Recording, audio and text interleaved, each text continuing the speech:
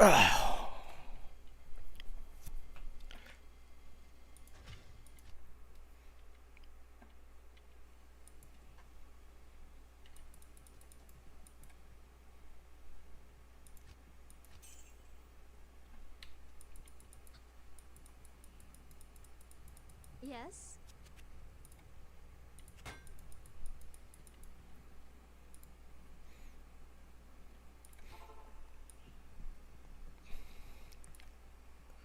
Ram, what's up, buddy? Hey, Navani. What's going on, man?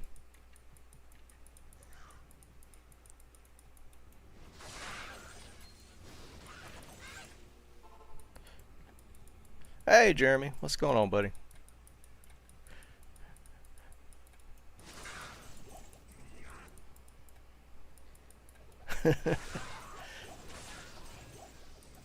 What's up, Ken? Happy Reg Day. Was it? Oh, that I can't help it if y'all do y'all Thanksgiving too early.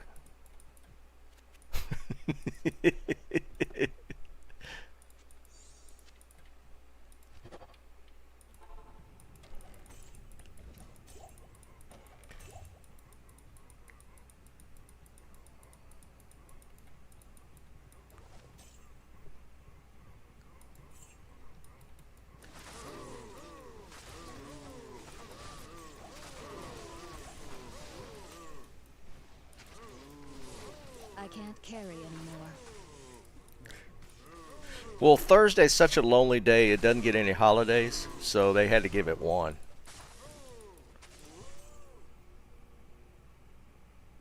Now, most people like for Thanksgiving, Friday. It's Thursday and Friday for Thanksgiving. That, like the federal holidays, it's both days.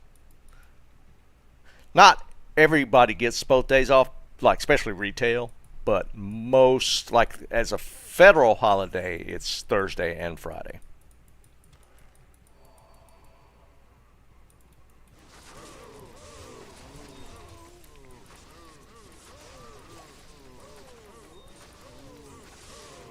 I can't carry anymore.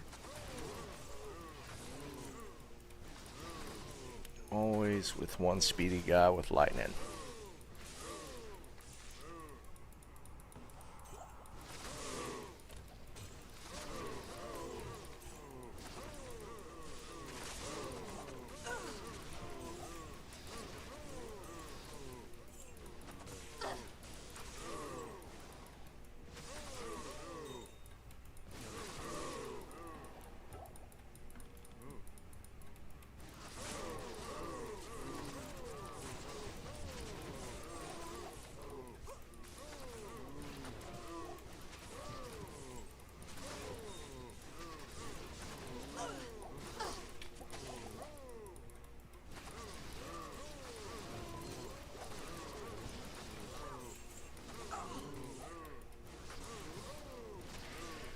Alright, we gotta get away from this dude.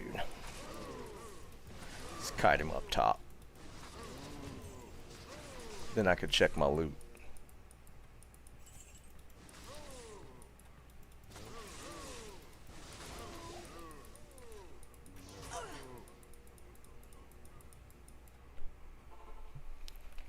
Hey Simon, what's up, buddy?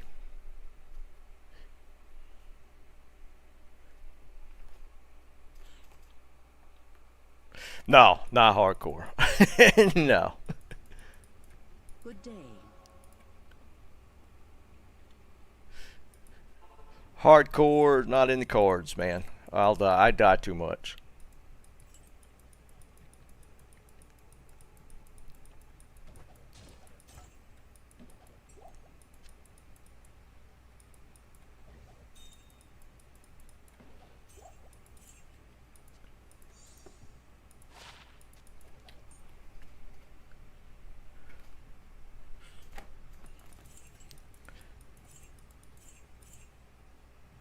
Archon plate.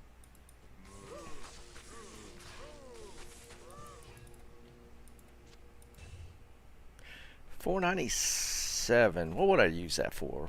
Player? Well, that's Archon though. Would I use that?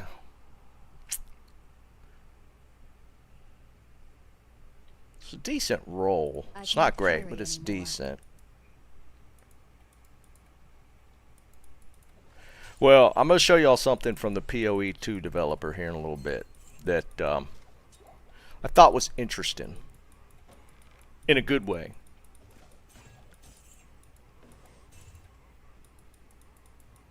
It gave me further hope for PoE2 being actually something amazing.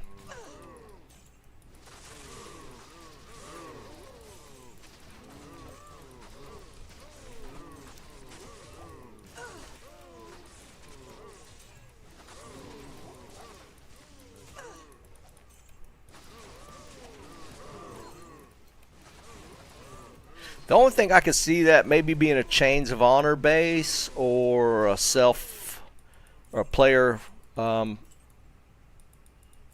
made Fortitude. Like for Boazons, like player Fortitude is decent, right? If you're playing a Fizzbo, it's about the only thing I could see that being useful for. Chains of Honor.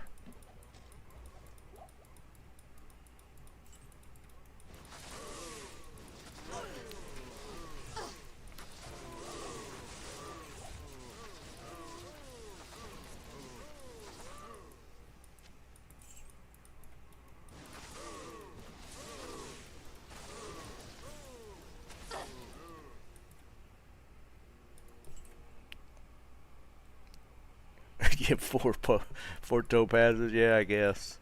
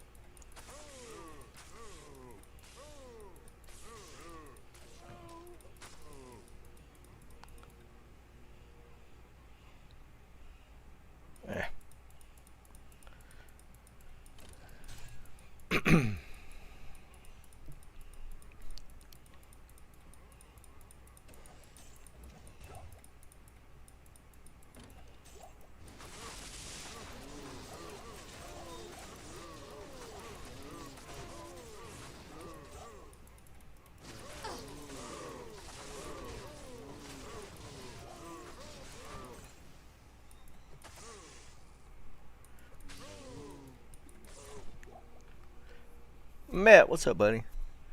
Hey, some guy, what you doing?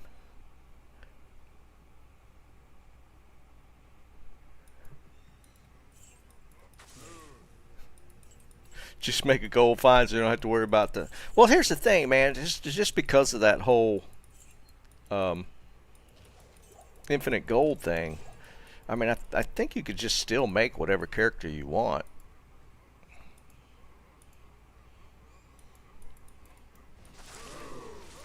Yeah, Simon, I've been watching him. That dude's crazy. That dude's nuts. I swear, man. That grail is just. I don't know what he was thinking. It's kind of cool to give himself such a huge goal, I guess.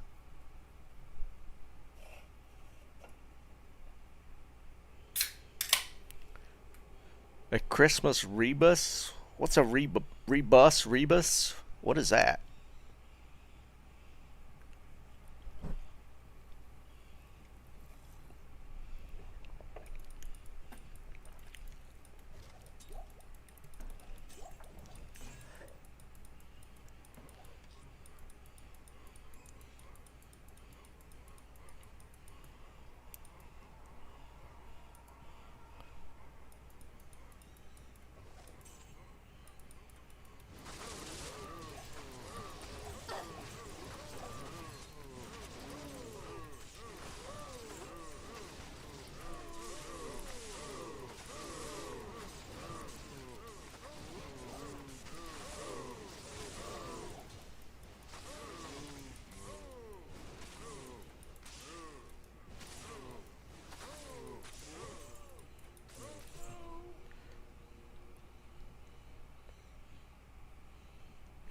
A puzzle on which words represented by combinations of pictures and individual furnace by a picture of oh my god, why are you doing that?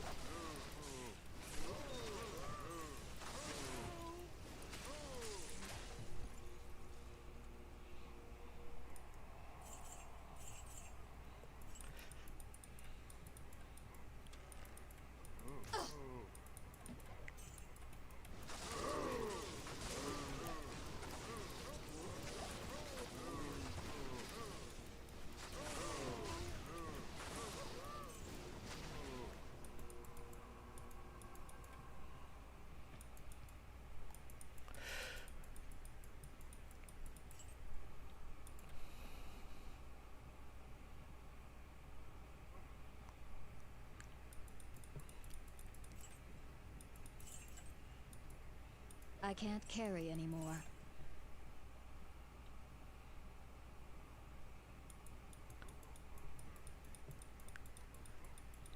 Yeah, I'm not doing that today, Jeremy.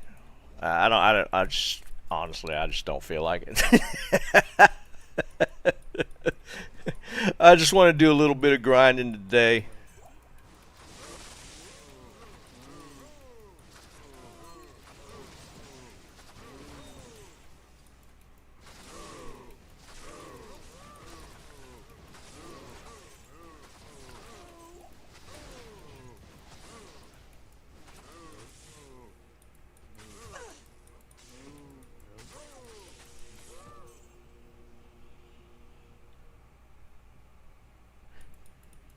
Yeah, no, I'm not doing Friday. I'm more than likely not going to be here.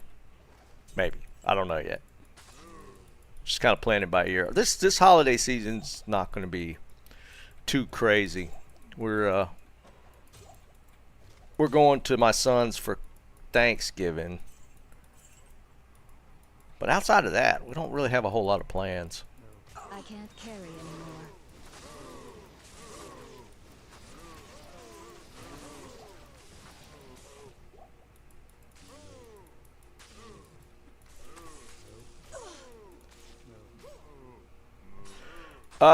I got multiple. This is single player. I've got multiple. This one's 91, but I only do this for cows when I'm hunting bases. The runes haven't been happening in this one. 35. That's not bad. But I've started doing like what do you call them? Lower cuirass runs. I've actually had decent luck. Nothing spectacular yet, though.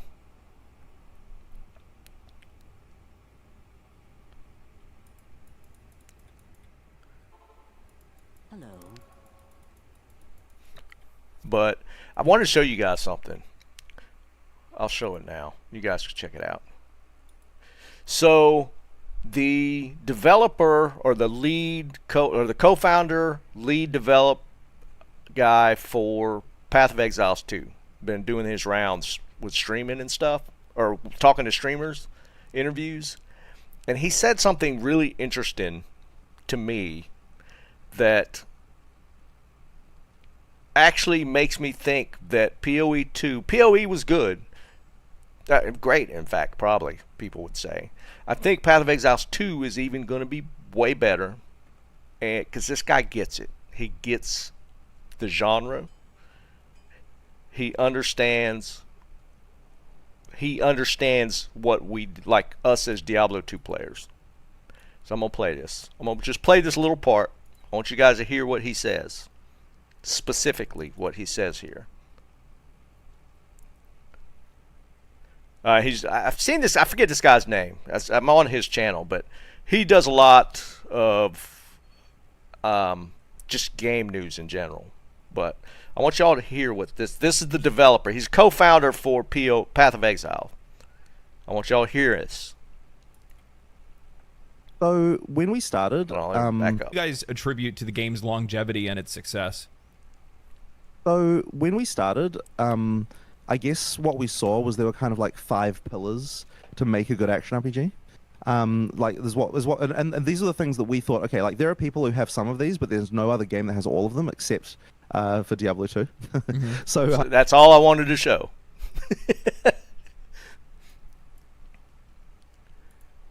This guy knows what Diablo 2 created for the ARPG genre.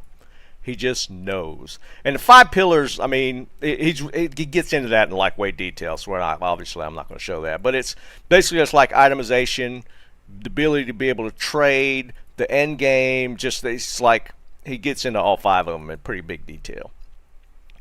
But the simple fact that he understands what Diablo 2 did and what Diablo 2 created, I feel like if he understands that, then we're probably going to be in for a really good game. Just throwing that out there.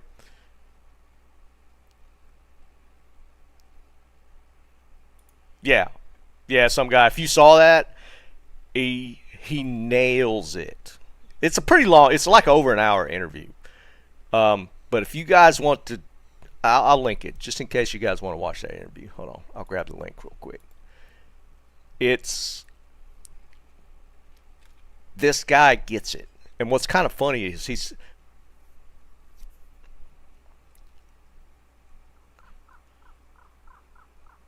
yeah, Ram. If I purchase anything, it'll be like maybe stash slots or something, that sort of thing.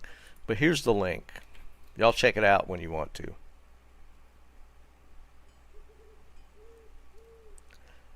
But just saying, just based off of what he's talking about, yeah, and he'll get, if you want, he really dives into that. He gets into it in detail. He nails it. He understands it. Nah, there's the link right there. You want me to put it in Discord as well?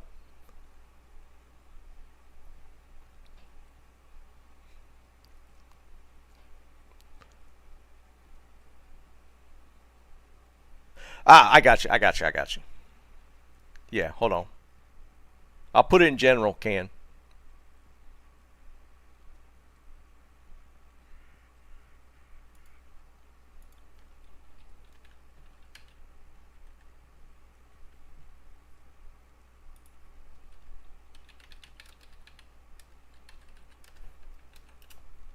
There you go.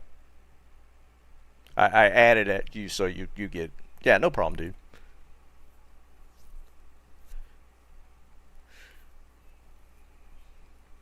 What you talking about, Jerry? You talking about that specific beta with not reimagined, remodded? Is that what it's called?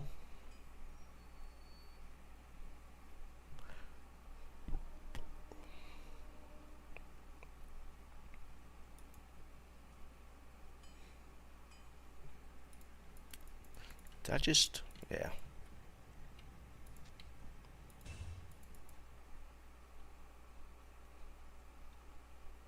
Well, that's what I'm saying. I didn't know if they were actually, there was some other people working on one. The only one I'd heard was the remodded.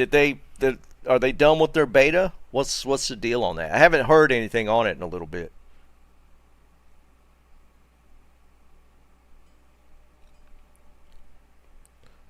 Well, remodded was actually an offline one that they're trying to roll into an online modded version.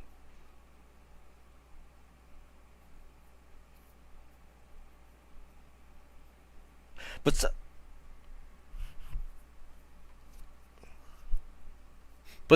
I would think they would have to spin up some private servers, wouldn't they, Jerry? They'd have to, otherwise they'd get banned by Battle.net.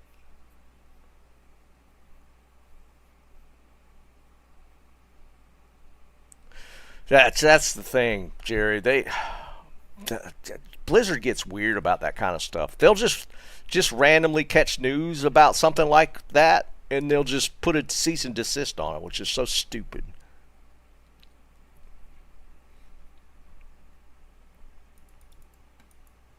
And I'm assuming they are doing the 2.4 thing. No, Can, it's literally the modded version, that remodded version, and being able to play it multiplayer. They've been working on it, and I caught wind of it about a month ago. And they've been testing it and working through the bugs. So Jerry's saying apparently it's accessible now.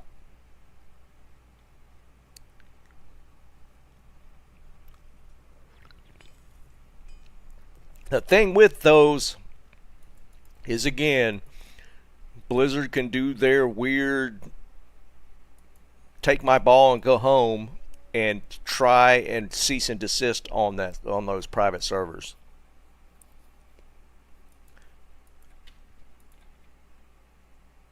You know how big of a player base? I guess they wouldn't be able. Well, are they putting any information on how many players they got on it?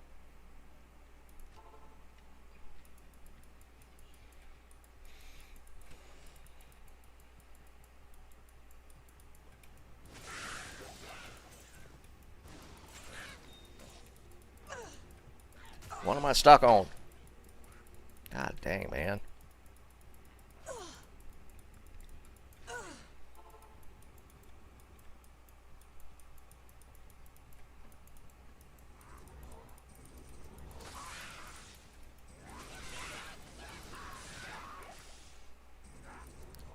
Where's his body?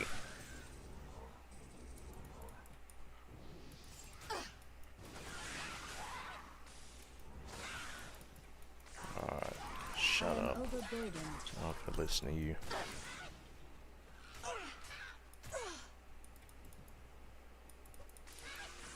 What am I missing?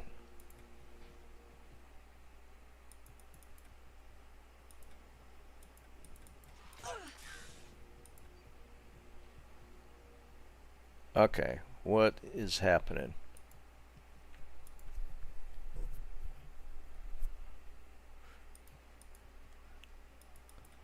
Is it missing?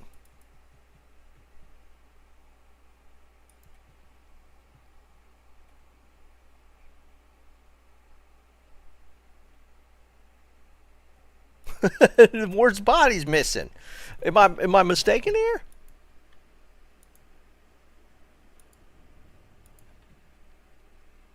I don't think I've ever run into that. Is it covered up? It doesn't even look like it's covered up. It looks like it's just missing.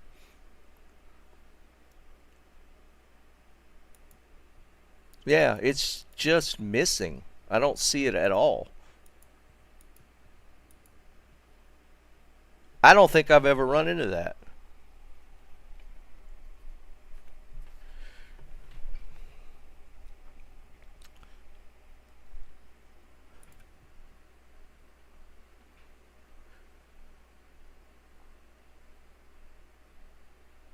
Yeah, it's just missing.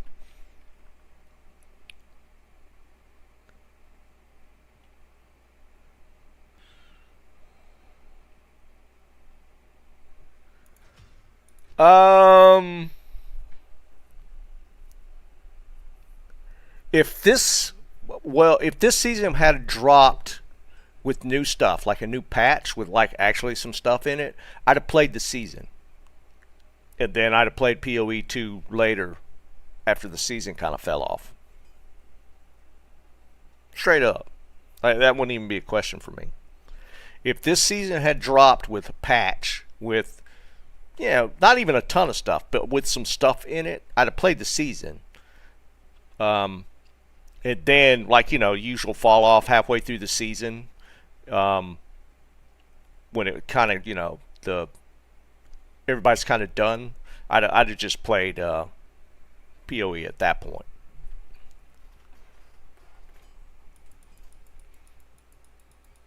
Yes?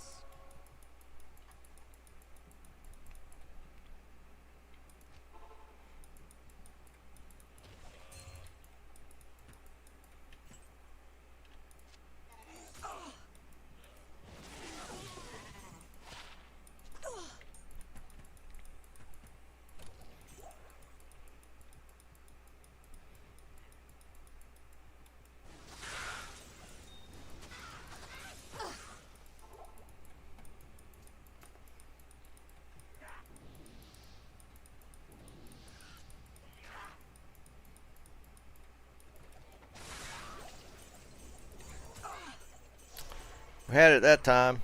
That was weird, man. Hello.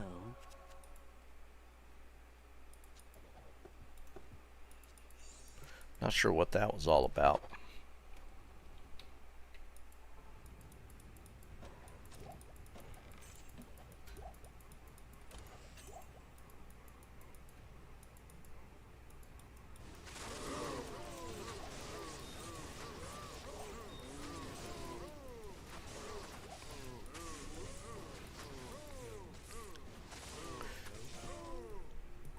I actually don't know that much about that remodded mod or setup. I wonder on what all is included in that.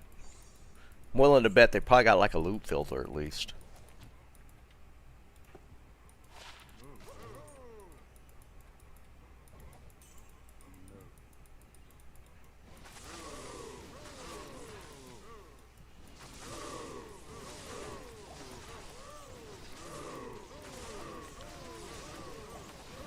It's always about the quality of life changes. Why people go to the mods. Boy, that one almost messed me up.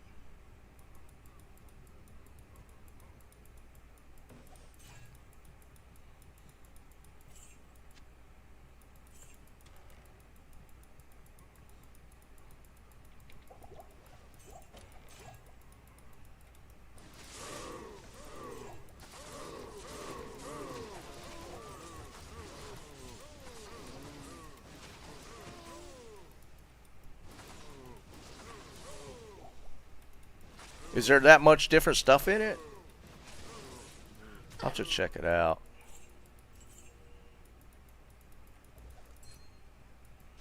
I can't carry anymore. We can't deal with these guys when we got amp on.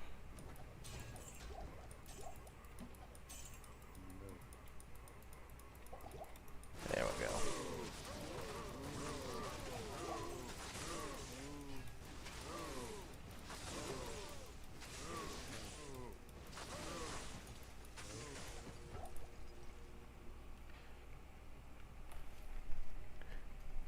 Oh, I thought it was just going to be like I can't with carry quality of life anymore. changes. They redid the characters.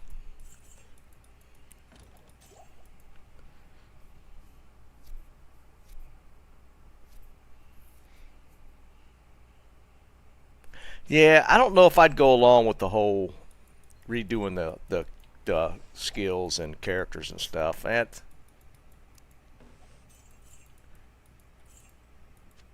I mean, perfectly honest, I don't know that I'd trust somebody to do that in a good way.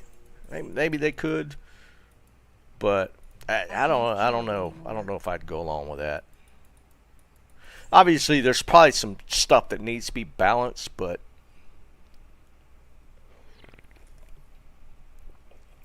yeah, just being able to do that, Jerry, that's definitely a good thing because that opens it up to other people. So what needs to happen now is having one of those bigger mods like Project Diablo or something, maybe doing a D2R version. That'd be kind of cool.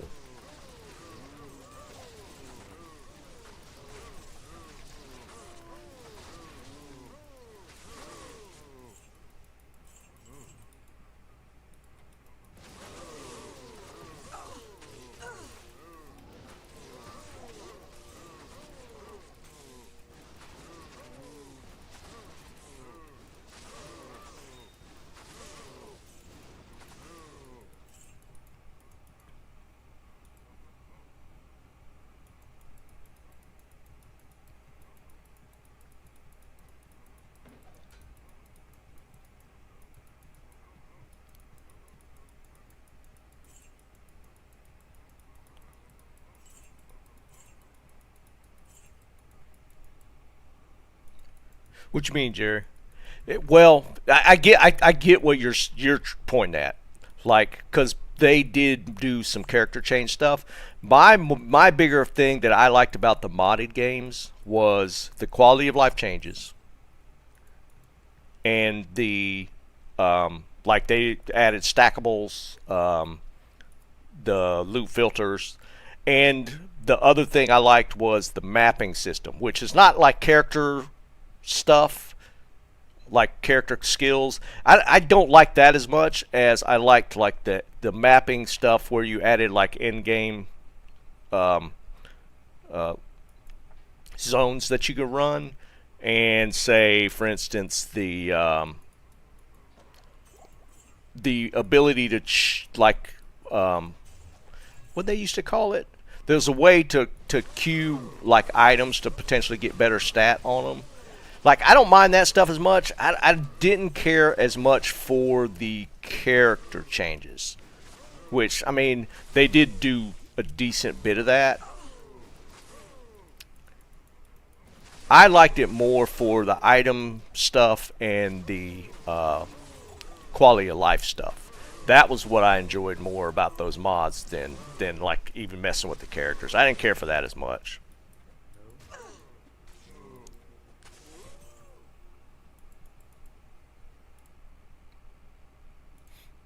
Is that where the confusion was? Hey Snipes, what's up, buddy? Well, what we're talking about, Snipes, there apparently is a D2R online, like multiplayer, not multiplayer, yeah, online version of modded stuff now.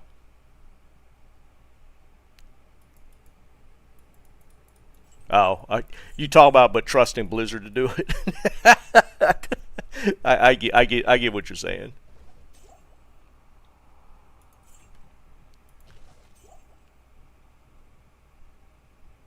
Oh, okay. So it was my original point.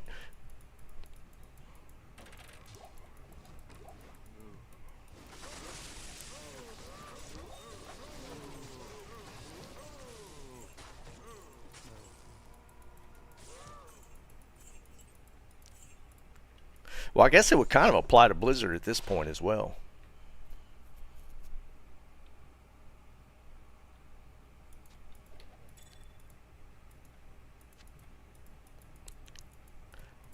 I mean, let's be fair. Will we really trust Blizzard at this point to modify or to try and balance change? They did a good job 2.4, but I don't really count that as Blizzard.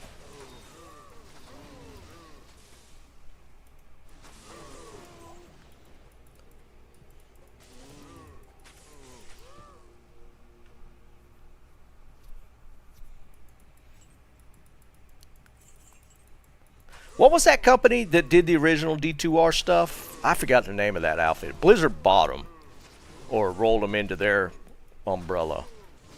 And I'll be perfectly honest, and they were behind the 2.4 stuff. I thought they did a great job. I think most people would agree that 2.4 was a really good patch. Vicarious, yeah, that's the guys. I think Mosaic fell under after they kind of were gone to the wayside.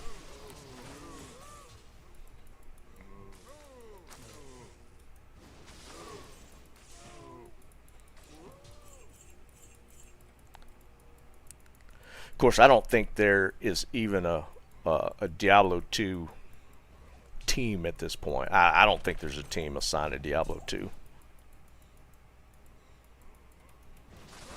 That would be shocking if there was.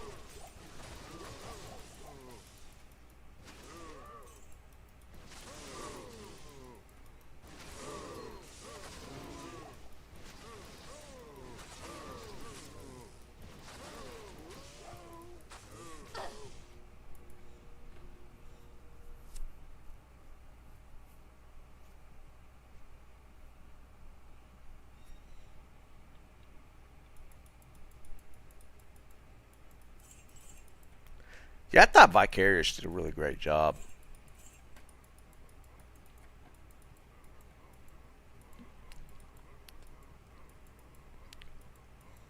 I wonder if any of that team that worked on the D2R even remain at Blizzard at this point.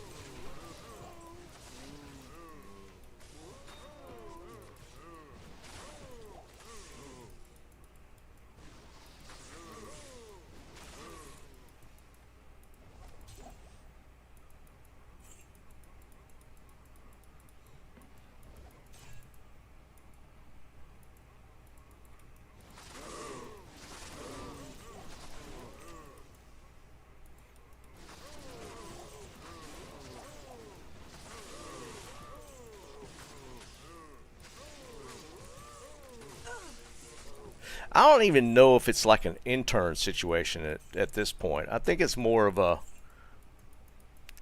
there's some poor guy on the D4 team that's relegated to, he's like a more senior guy, and he has builds for Diablo 2 and 3 and 4. There's one guy. It's going to be my guess, because I could picture the guy, because we had guys like that on the last team I worked on. There's a senior guy that just kind of knows all the platforms, right? So he gets assigned a bug ticket, and he has to spin up the D2 build and work on that one bug. And once he's finished with it, that's the patch for the next season. And then he goes back to working on a D3 bug or some feature on D4, and he's just that one guy that has all the builds that they could rely on to do a little something on some of the older systems like D2. So it's not even like a team. It's just this one dude that just splits time.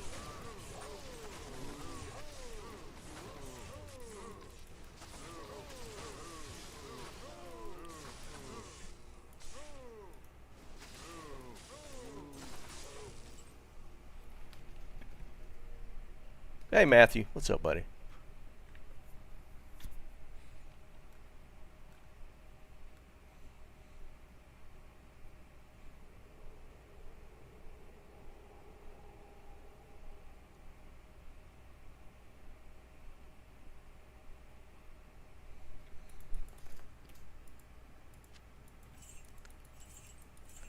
Because I guarantee you, any development team has that one dude.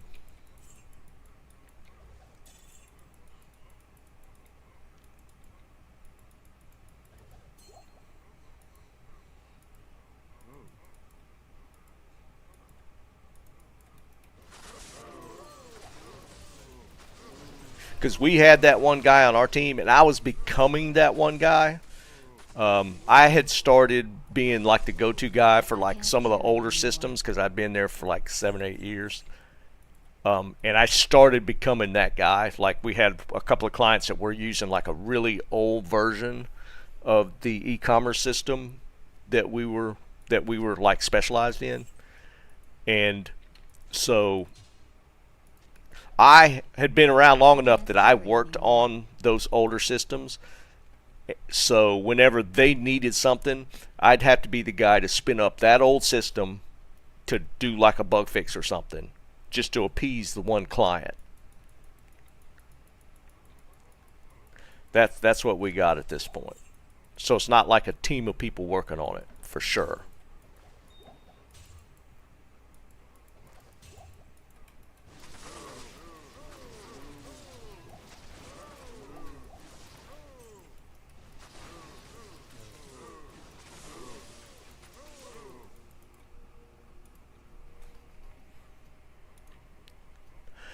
Some guy I worked in. No, we worked. Well, that was part of it, but I worked in e-commerce. There's these huge e-commerce platforms that are more of a what would you call it? It was for the bigger players in the e-commerce space, like our clients, like this system, the professional level system. This thing was like tens of thousands of dollars a year to pay for the license for it. And so, you know, the mom and pop stores running sites online to sell stuff, they're using a lot of the free systems, such as not really free, but like Shopify is one where, you know, it's like $30 a month to run a Shopify site. Whereas our clients would invest like $1 million a year just to run their websites. So we maintained and provided like customized build outs for on top of that platform. I am overburdened. So that's kind of what we worked in. So basically it if you look at like the larger websites, like one of our biggest clients was Reed's Jewelers. Reed's Jewelers, it's more regional. I don't think they're nationwide. I don't think they are. But they spent their budget for their website, their one website online was about $1.5 million. And that's the kind of clients that like use that platform.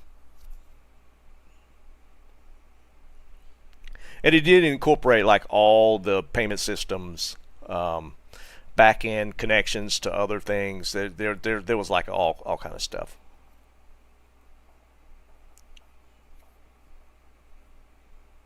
No, we had some clients that were B2B, but most of them were business to consumer for sure.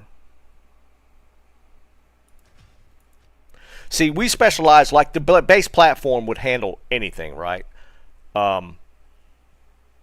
As far as like payment processing, inventory management, all the basics were covered within the platform.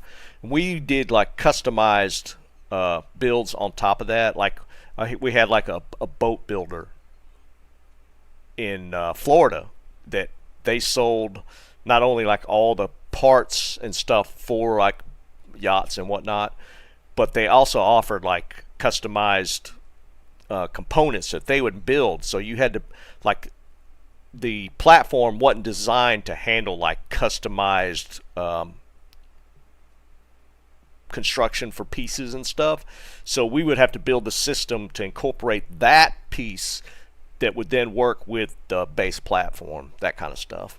It gets pretty in depth. You'd be surprised, like the breadth of clients that you'd have to work with that always had like some little system that they wanted to put in place that had to work on top of the platform.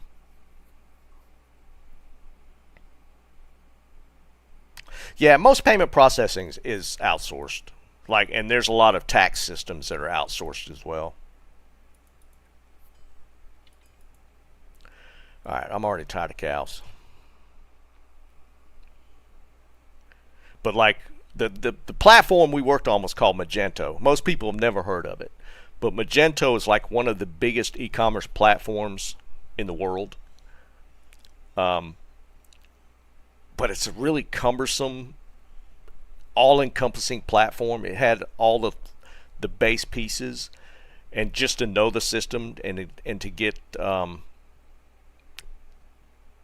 certified to work within it is a lot.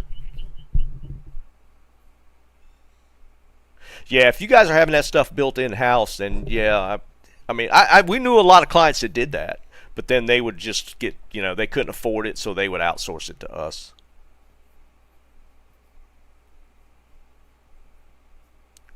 Oh, really, Jay? So yeah, you'd be one of the few people out there that actually that are not in the system that actually have heard of it. Yeah, Jared, there are a lot of companies that do create their own Magento team to work just with their e-commerce platform.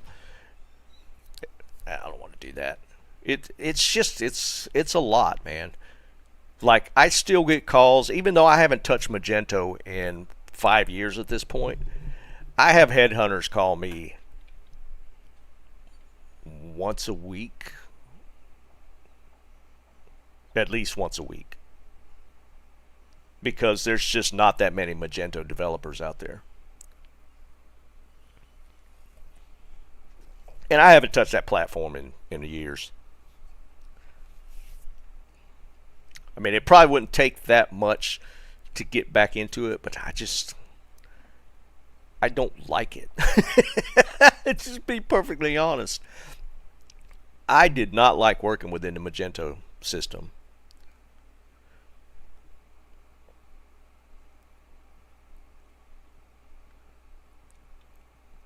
Yeah, oh yeah, some guy, dude. It becomes encompassing, all encompassing when you get into having your own team.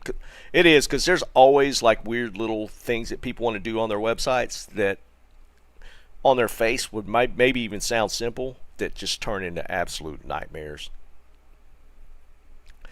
I had one of the like my team. I had a team of 7 or 8 developers, and I feel like we probably had the worst job at our company. Is that we had to onboard new clients, and let me tell you, that is a nightmare.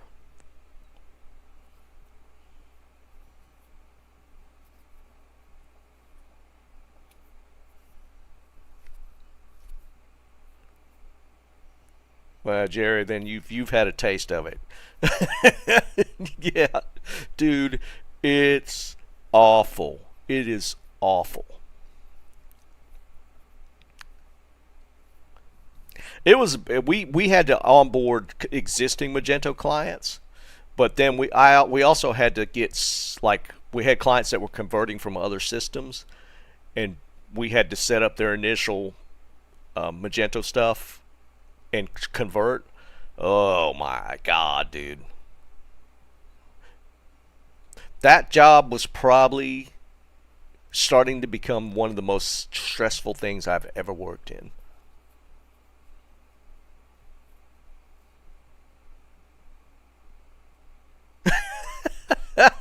Yeah, Jerry. Oh my god, dude. Yeah, you've definitely gotten a taste of what I've had to deal with.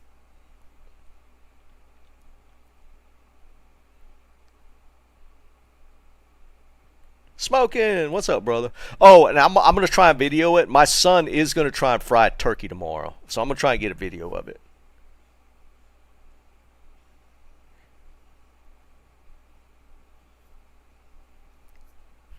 3rd to 29, 18 to 29. Yeah, that sounds about right.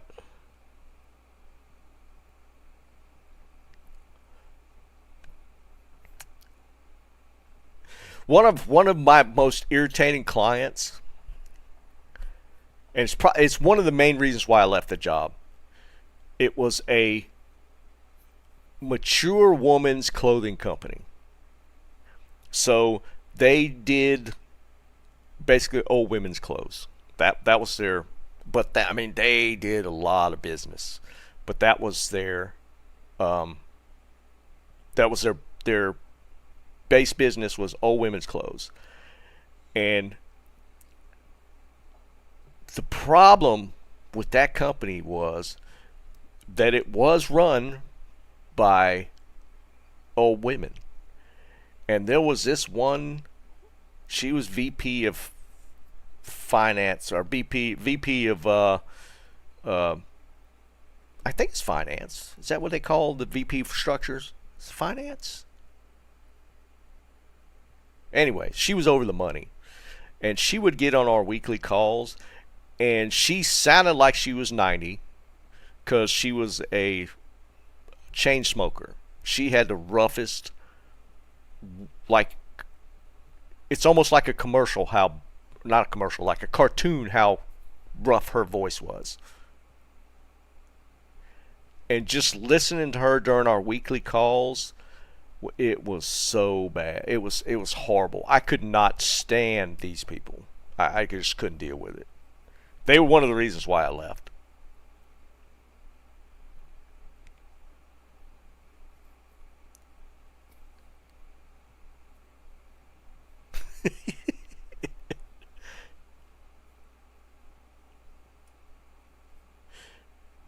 Did you find it on Ladder?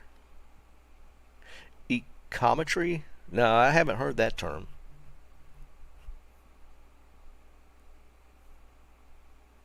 Anyways, it was something I just don't want to deal with anymore. I mean, I could probably get a job back in that industry. I'd have to brush up on Magento just to get current, because the thing with like development jobs is there's usually a technical aspect to the interview system or process. So like if I'm so far behind on their current stuff, I'd have to go through like a crash course and catch up on all the what Magento's done at this point. But let's put it this way. It's worth a lot of money to have that knowledge. I just don't know if it's worth the headache to do it. Because most of the guys that I know that I worked with have moved away from working in Magento. They just don't even do it anymore. Don't want to do that. Let's go back to the barb. We'll play around with the barb a little bit.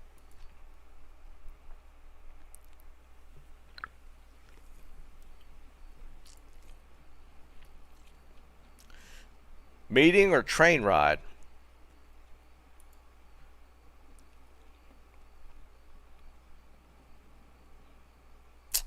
Dude, Jerry, I love SQL. I was like the DB guy at our office. I should have just become a DB person. Because, like, not bragging, but my SQL script writing was on point. Because it was funny, because I was always the person, like, we'd have a client that would want a customized output from their database on, like, just data. And they always wanted, like, customized reports that you just couldn't get within the admin system. And so they would, like, send me the requirements for what they wanted to pull from the database, and I could just write a script and pull it all.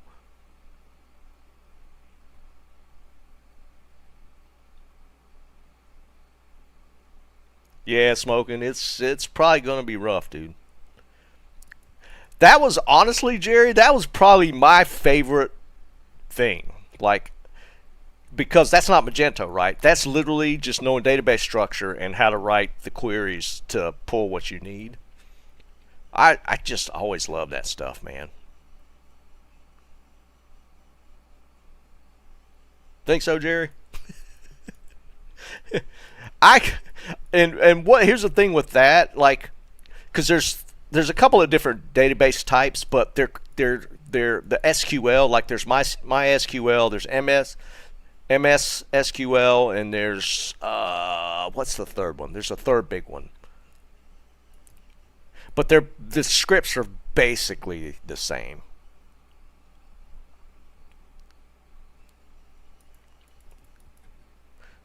I even enjoyed that. I remember taking the first class in the database stuff in school, and was like, "This is kind of cool." And it was just always interesting to me to be able to,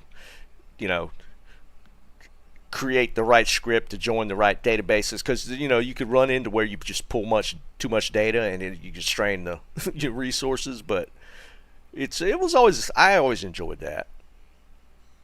That part of the job I enjoyed. Unfortunately, that couldn't be my only job. They made me do other stuff.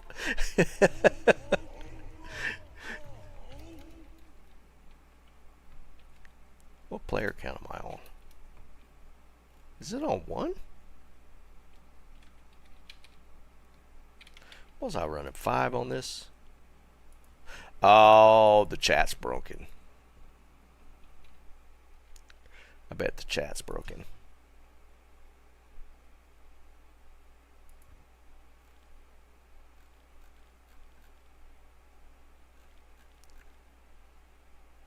Yeah, it's on 5.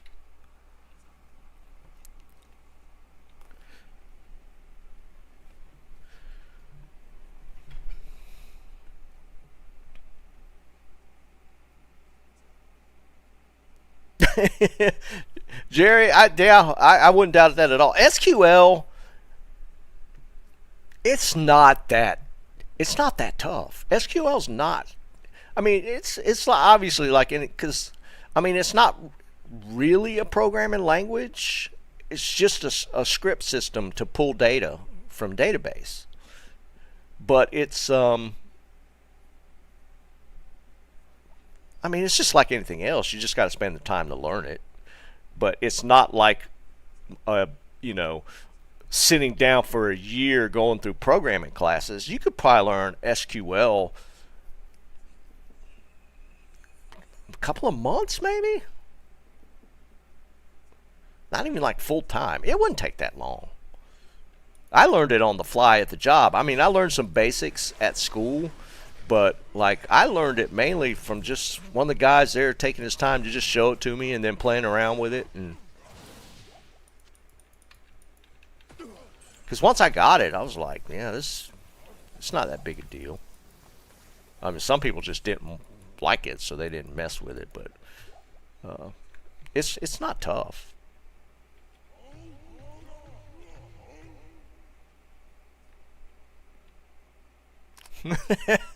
Come on, Smoking, just respect it.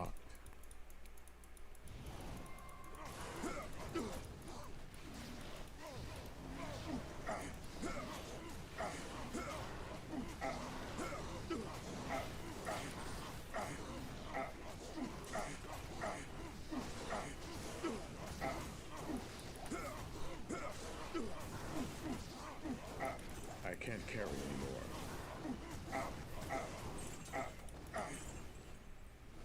I can't carry anymore.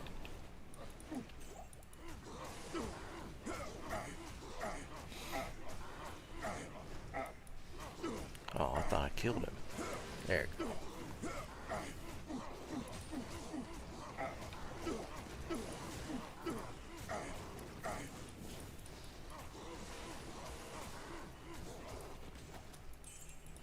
I am overburdened.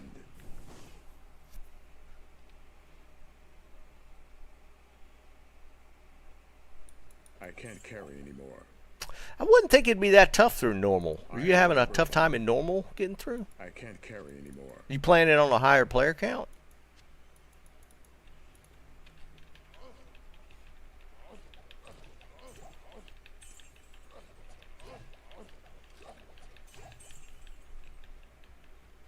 I am overburdened. I am overburdened.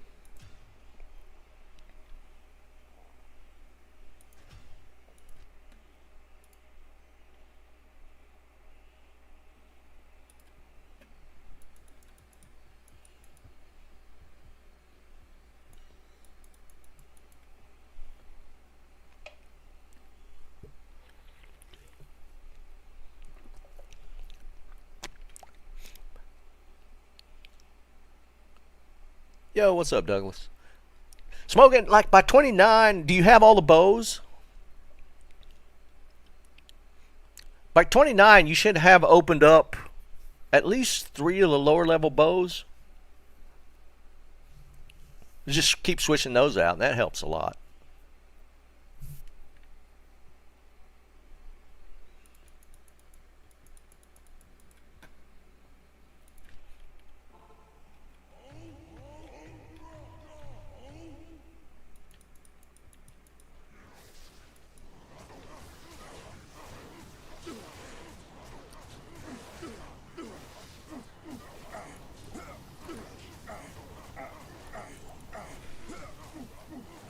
Oh, you using Vidalas? Nah, that's like low level, isn't it?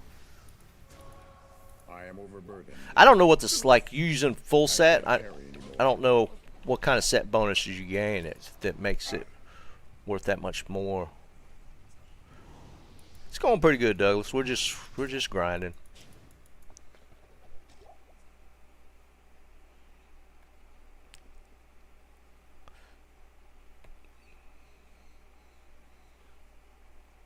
Yeah, Kuko is in the 30s, right?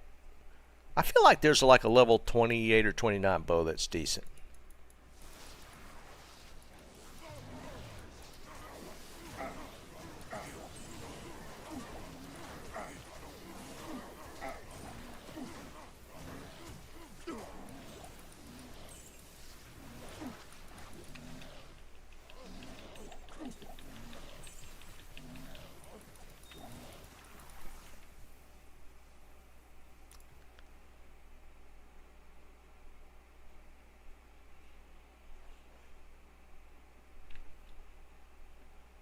Ah, I got you, Smoking. Yeah, because, you know, for the Grail, I was keeping all the pieces, all the different items, so I had, like, all the bows at the lower level, so that's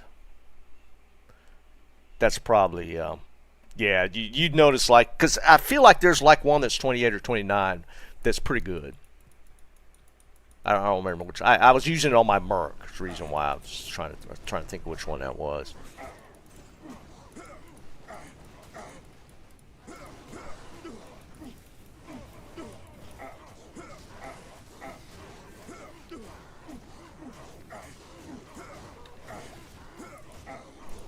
Now I hear you, Doug, 'cause I play a lot of those as well.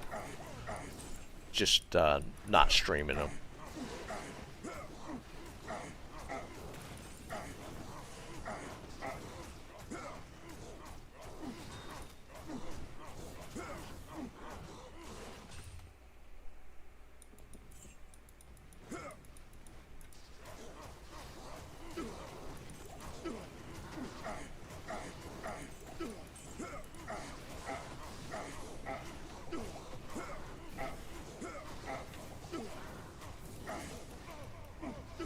I am overburdened.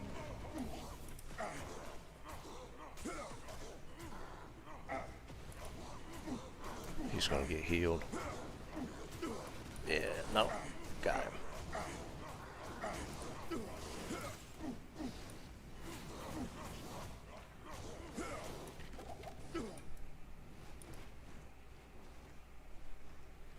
I stream 3 or 4 days a week.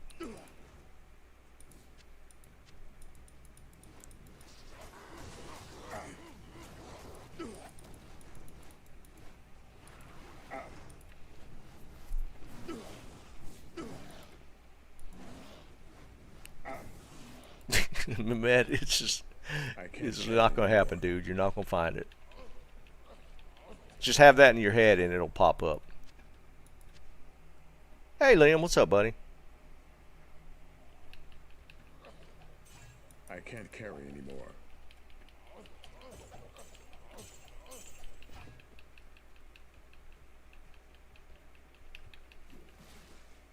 I can't carry anymore. Oh, I'm full on I am gold again. overburdened. I am overburdened. I can't carry any.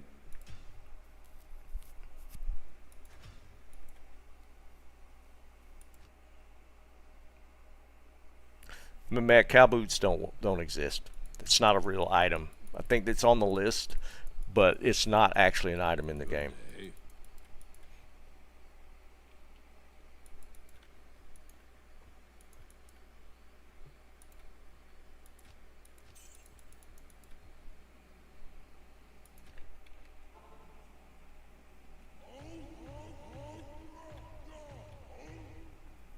They're just impossible to find, Jerry.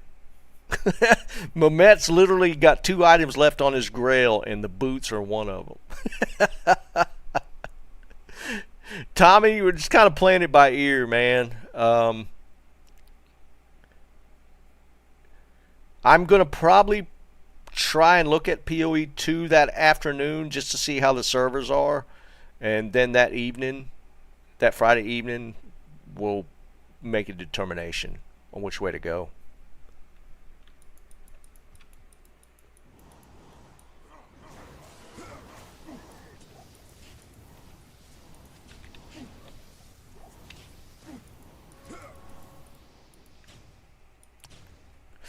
Douglas, don't say anything about graphics arts or the page or any of that.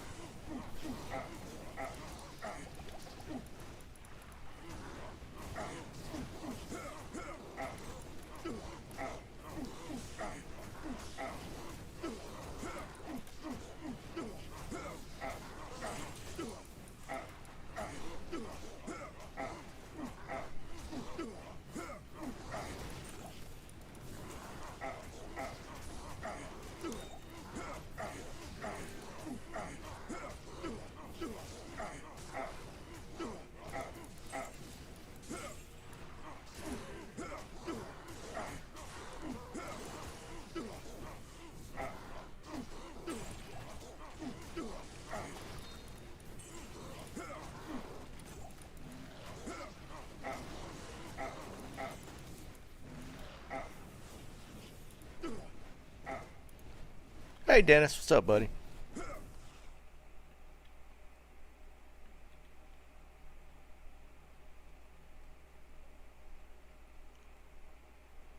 No, I'm not going to talk to anybody on Discord.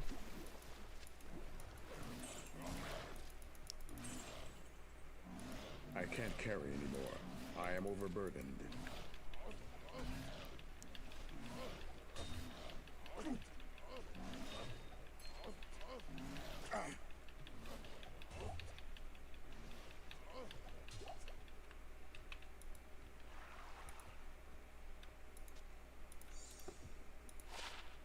Oh, nice. Another 7. That's what I'm talking about.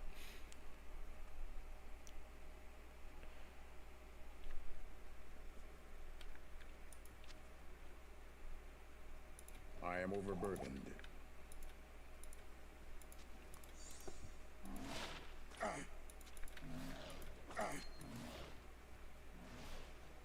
I can't carry anymore.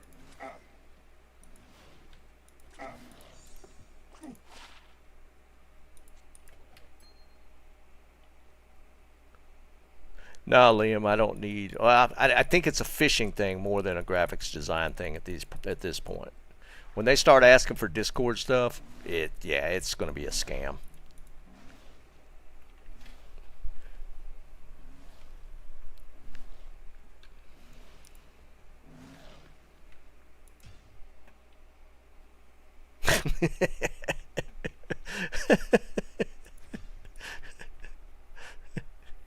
I swear. I don't care, Douglas. Go away. I'm just going to say that right now. I'm not dealing with scammers on Discord. Tell you what, let's fix this.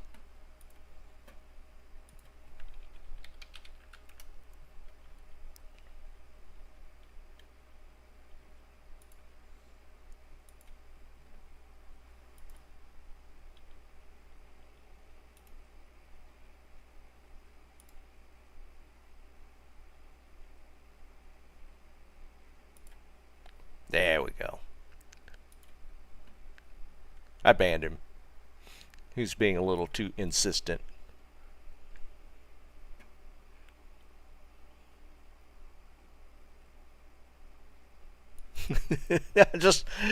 Dude, it's just, they all want to get your Discord and connect on Discord. It's like, get the hell out of here, man.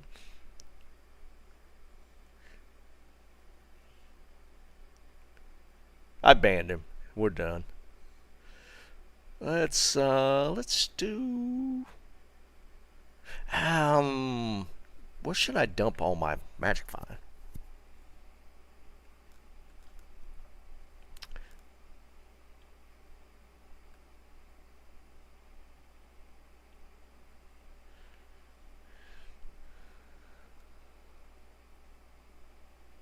Tommy, it happens on the same day.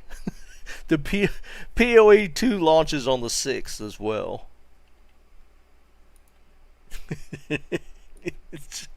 That's what's it's a mess. Yeah, it literally it's launching at 2 o'clock Friday. Yeah. Brilliant. All right, let's get rid of. Now, you know what? I'm going to save this. I'm going to put this on the Sork. I want to really load the Sork's magic find. And maybe once we get this guy going strong, we'll switch it up.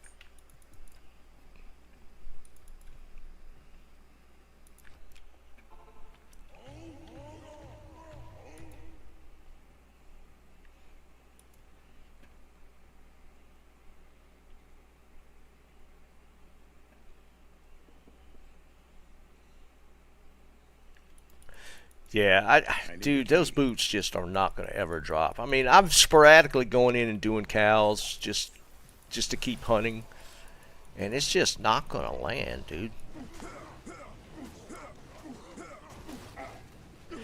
I mean, it's kind of discouraging that Mehmet is down to 2 pieces, and one of them's the Cow King boots. That's just wild.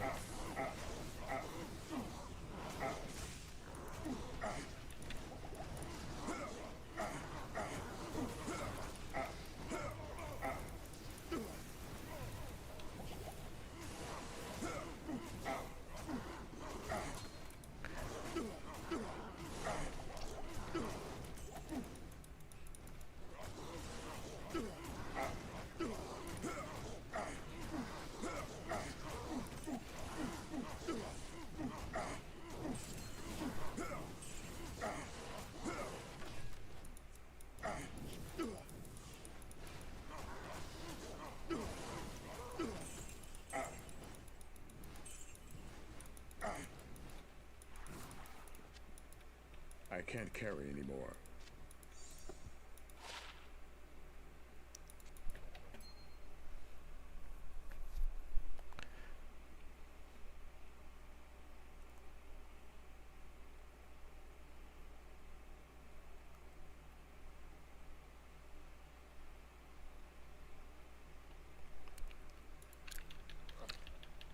What's funny is I've gotten all the other Cow King sets pieces off of just random cows, not off of Cow King.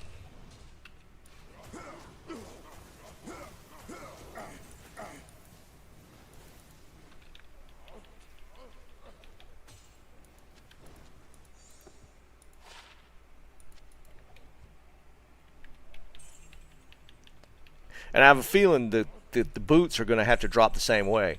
And what was really bad was I did a run and the heavy boots, set boots I dropped. am overburdened. And I was like, finally, I got him. And it was Sanders. So you get that double whammy as well.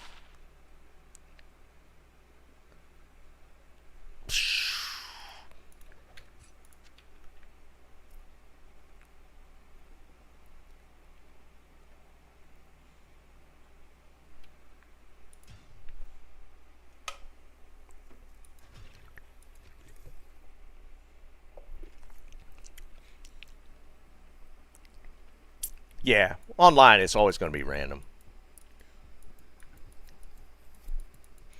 But yeah, I don't know if the Cow King is actually going to drop it. I can't even, and maybe he only does the boots, maybe? Who knows?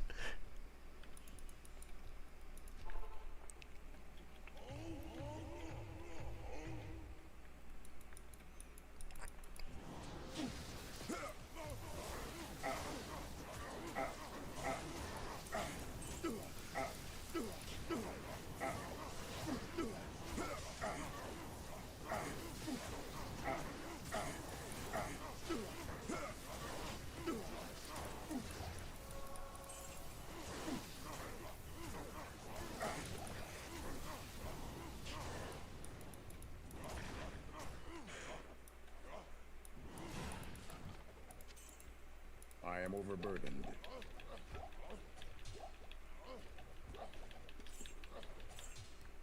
I am overburdened.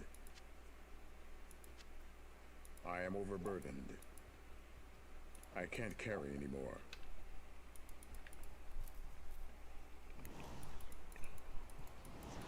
Blue, what's up, dude?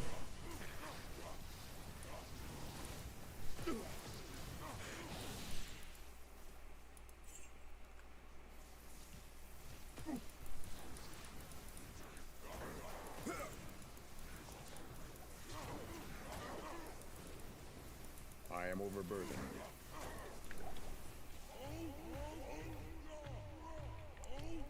I know, man, it's wild, right? But it's slowly vectoring into my last slot. It's still out there for me.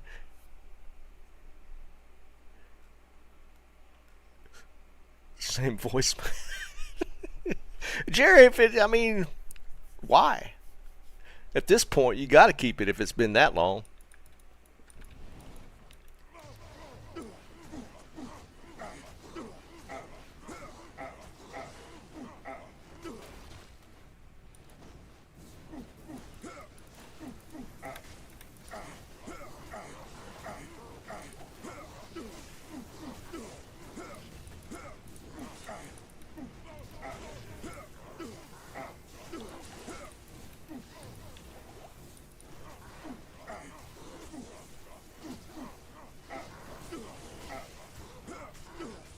Come on, get that hit in. There you go.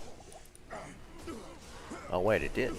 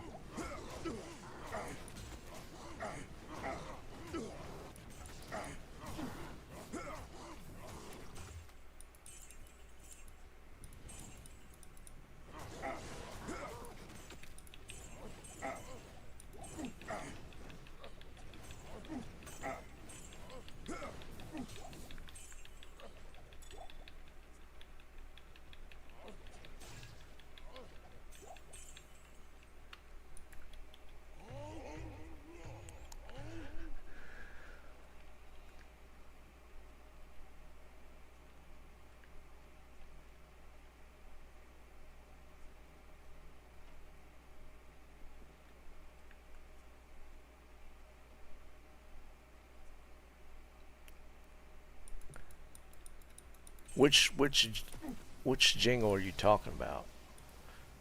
George Costanza. Which one would that? What would that be?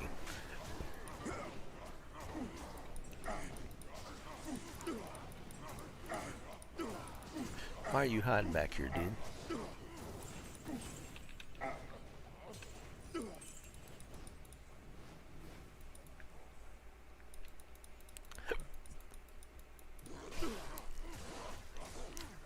Gotta kill him. He might be holding that rune in his pocket.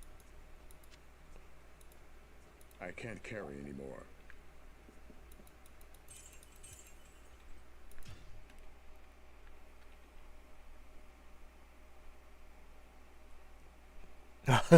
Into vandally. Okay, hold on. I'm assuming this is YouTube, Jerry. Okay, hold on. Is it the Vandalay Industries one, though? I hadn't watched Seinfeld in a long time.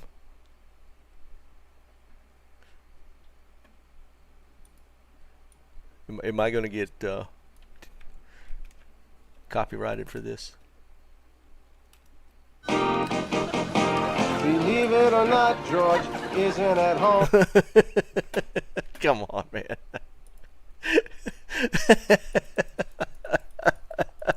I can't watch that whole thing. I'll probably get copyrighted. Oh, dude, that's too funny, though. Yeah. Oh, I miss that show. I hadn't watched it. That was one of them shows. Like, we had a thing like on TBS. Like, my wife loves Friends. And Seinfeld came on afterwards. So we would watch both.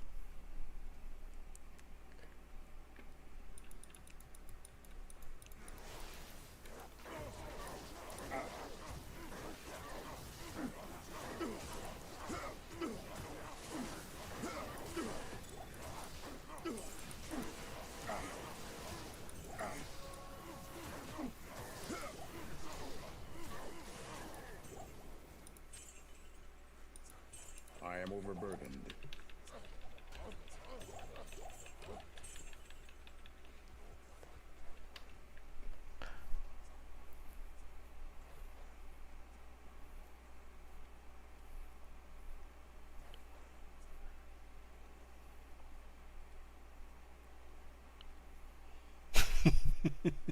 you use that on your voicemail, dude? That's fucking awesome. I'm sorry, that's just awesome. See it, Ken?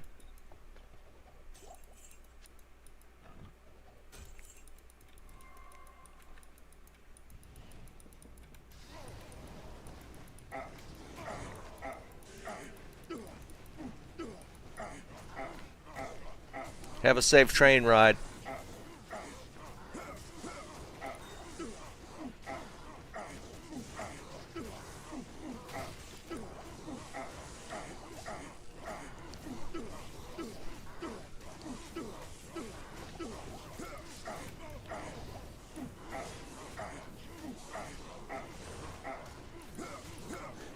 Where's Ishmael?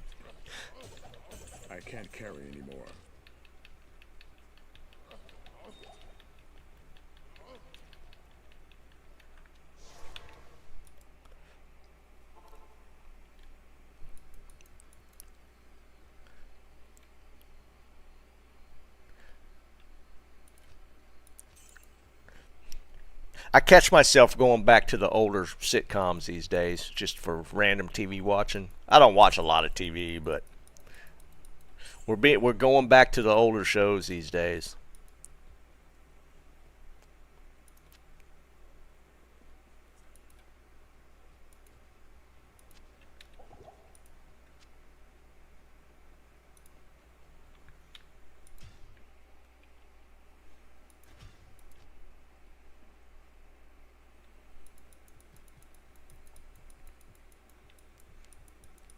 Yes?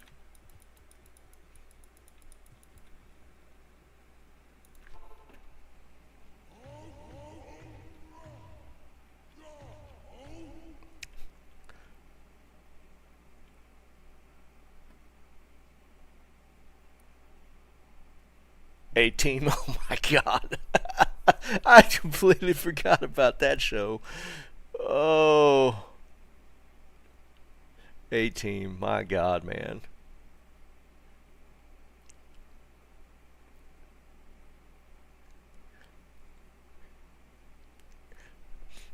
I mean, not all of them are bad. I mean, I'm not saying all new TV is bad. There's some okay shows that we've come across that were that have been okay. They're like current sitcoms. There was one. What was the one that we were watching recently? I mean, it's still considered sitcom. What was that show?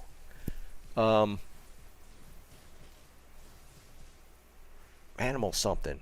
Had to do with a crew that worked on Animal Control. I don't think it was called Animal Control though. Maybe it was. That one was decent. I mean, it's sitcom.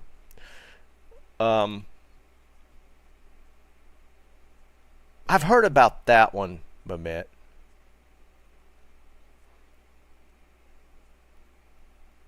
Green Acres, Jesus, I'm not quite that far back. Hogan's Heroes, amazing. I loved Hogan's Heroes. Was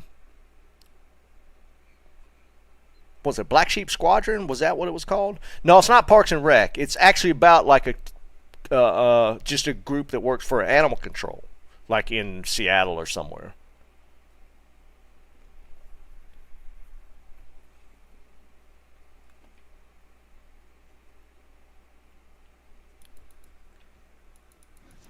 Was it called Black Sheep Squadron? Baba Black Sheep? Is that what it was? I love that one.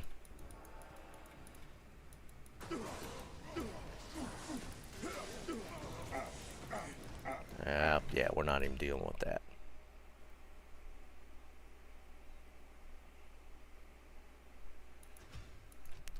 Quantum Leap was a big one that I never got into. We watched some MacGyver, not like consistently. We watched a bit of MacGyver. Quantum Leap I never got into. I heard that too, Jerry, but it's a woman this time? Who was playing Matlock?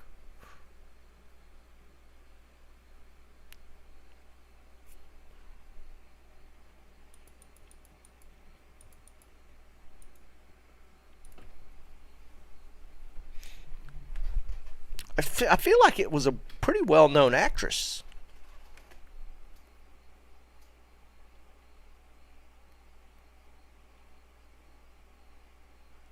My dad loved MASH. He watched that one a lot. I watched a decent bit of MASH. Oh, yeah. Who was the chick playing Matlock? But yeah, that's like a current one running, I think.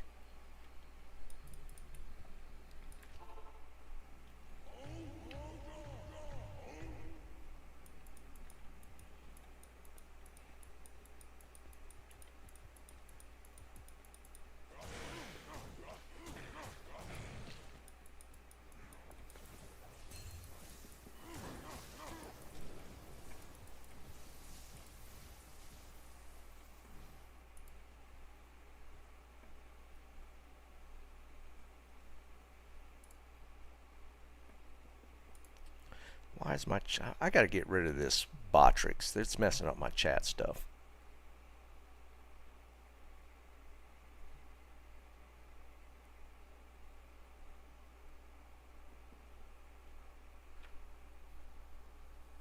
Kathy Bates? Is that who it is?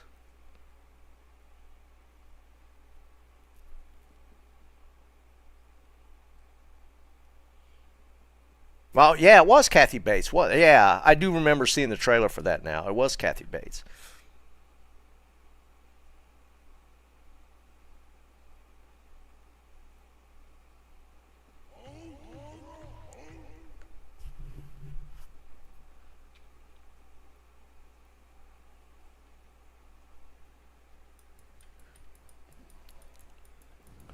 Yeah, Blue, the copyright world is a weird place, man.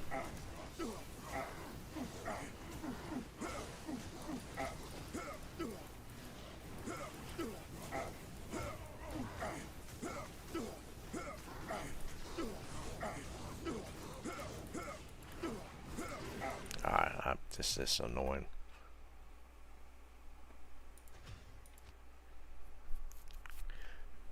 You know, the karaoke world has changed a lot. You usually have to get like karaoke machines now. And now you could just use YouTube.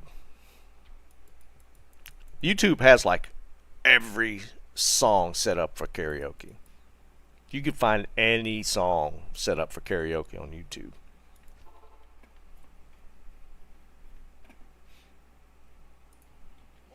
Then all you need is a microphone.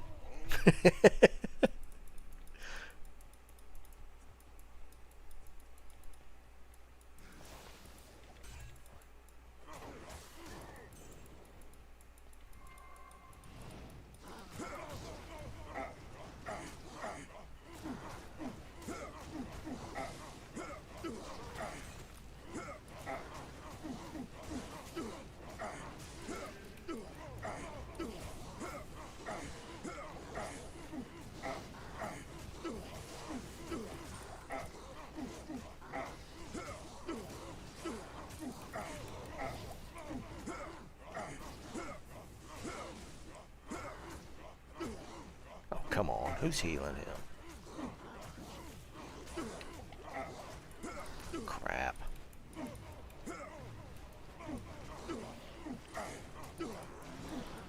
Alright, this is going nowhere.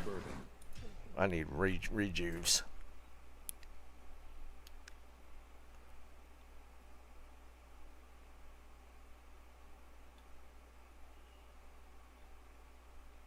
Oh yeah, Blue. I get that like on like in the like karaoke venues and stuff. I'm just talking about like at home. Like we had like a little karaoke machine at home, and it had like pre-programmed. It had a list of like 4,000 or 5,000 songs in it, which sounds like a lot, but it's not really. But now you just throw YouTube on the TV.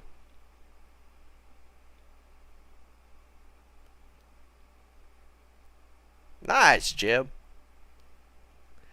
Yeah, we're not preparing anything. We're just going to my son's house, so we don't have to we don't have to do anything this year.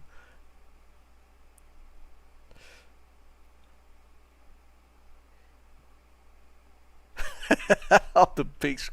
I appreciate you smoking, watching me in on the home theater. All right, let's get some rejuves. Kill some trash.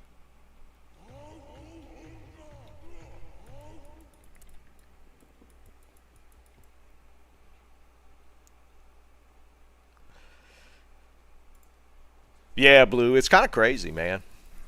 Like, I enjoy it. I enjoy getting up there and having a few drinks and singing some random song. But just the fact that, you know, always the problem was with like those home karaoke things was like the lack of songs. But now with YouTube, there's just like all there, so it makes it simple. Damn it. I need to put Leap on the bar.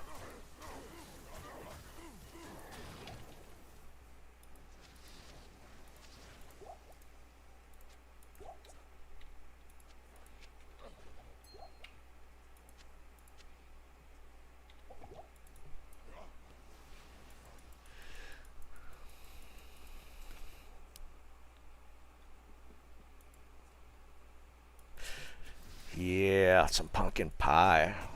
Man, I hope she's making one.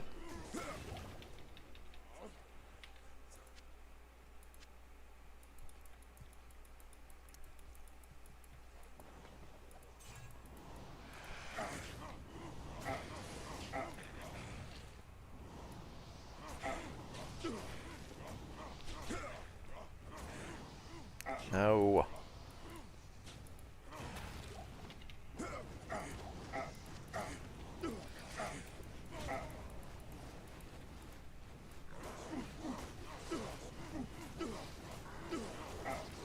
Ooh, that was Malrune.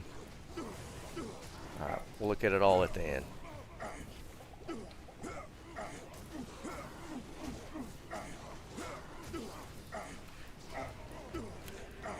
Everything's faster.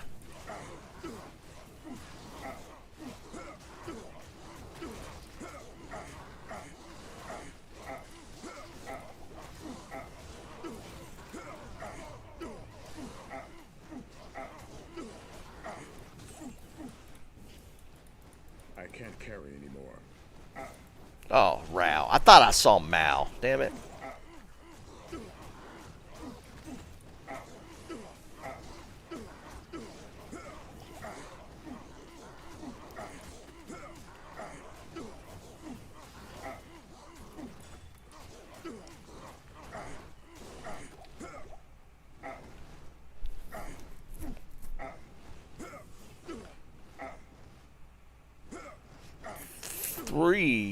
Three Thanksgivings? That's a lot of food, dude.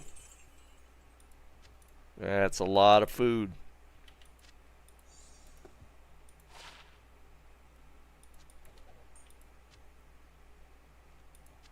I am overburdened.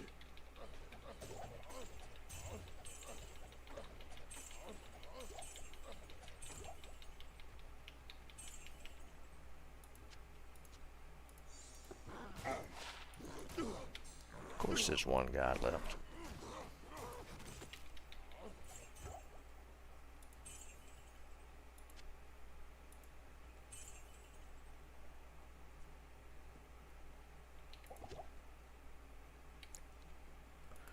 Make sure we didn't miss something.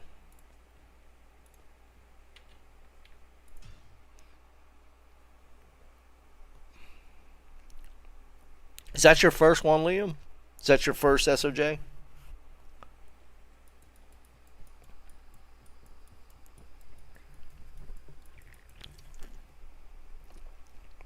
Second. Well, if you have you done that? Were you holding out for a second one to do declone?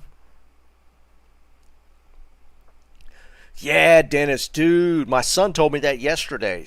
Yesterday, yeah, $50 for a thing of peanut oil. I was like, holy crap, $50.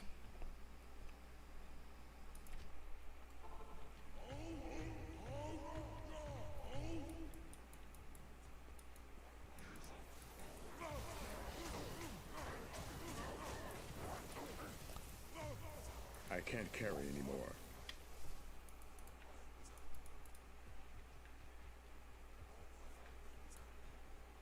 That's crazy.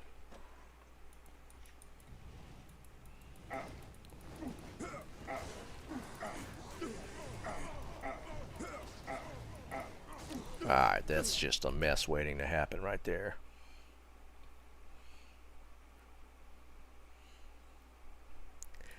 Yeah, Dennis, I saw that, dude. There was some... No. No. Was it 58? I thought he was even less than that. They were saying you could do a Christmas dinner or Thanksgiving dinner for 10. For 10 people for $58.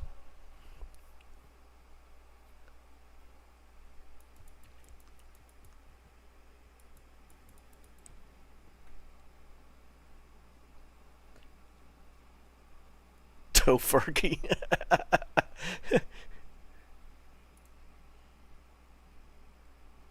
It was wild. Hold on. I got to find that. I thought it was even less than that.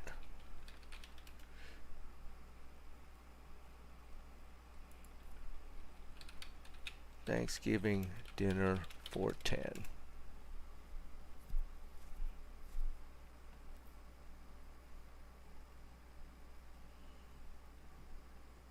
Yeah, $58.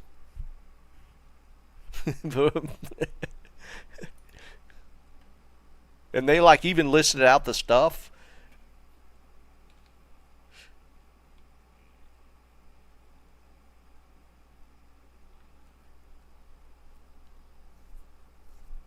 Jesus Christ, Liam.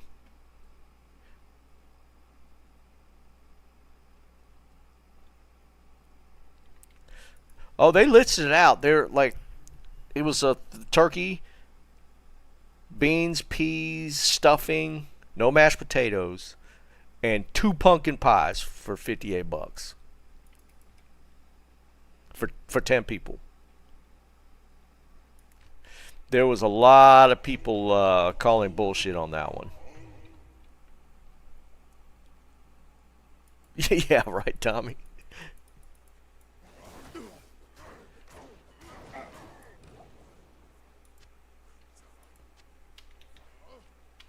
I am overburdened. Yeah, there was people definitely casting doubt on that whole premise of feeding 10 people for $58 for Thanksgiving. Click on him, Jesus.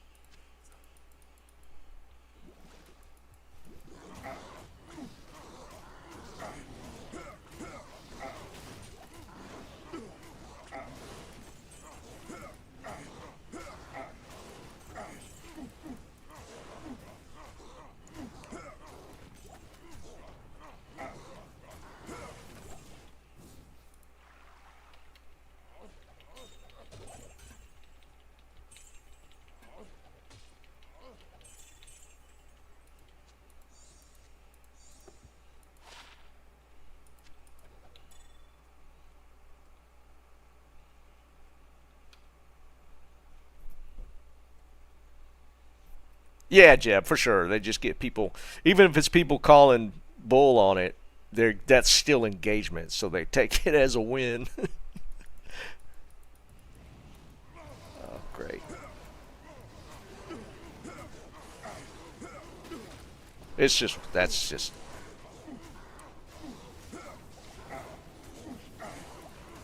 Am I trapped? No. What the hell's mana burning me?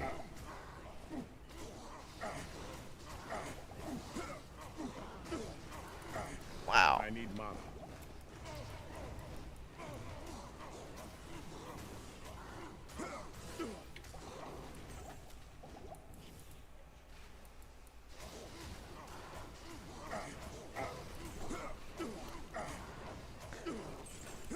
It's funny though. It's like people have just had enough of being lied to like that, or misled. So like people have just revolted on all that kind of news coming out.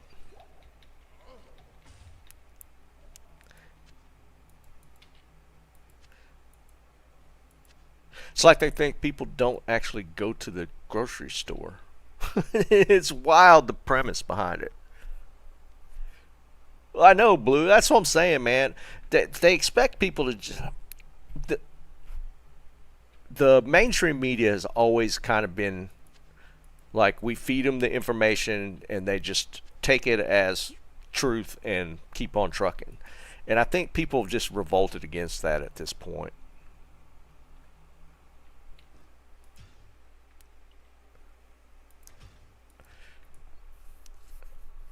Just outright mocking it.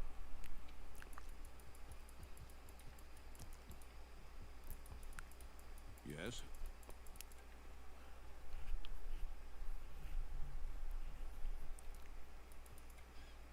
I mean, it's scary out there, man. That whole craziness with Russia using that new missile type to hit that city just to kind of push back against the opening up of the missile strikes into Russia, you know, it's just a mess. And just with Putin using those that rocket test to kind of display what they could potentially be using, people don't realize how that's terrifying. That's some scary stuff. Yeah, and the whole. When did it become the Democrat mantra to do that? I don't understand how roles have kind of reversed.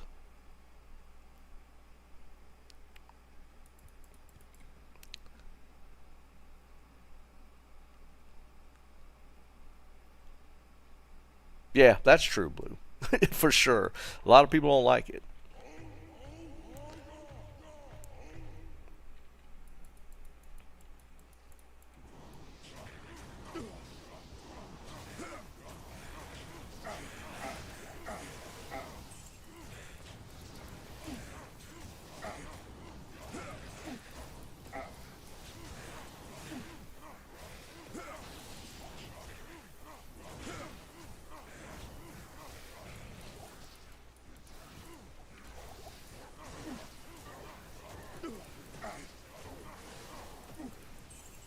I am overburdened. I can't carry anymore. I can't carry anymore.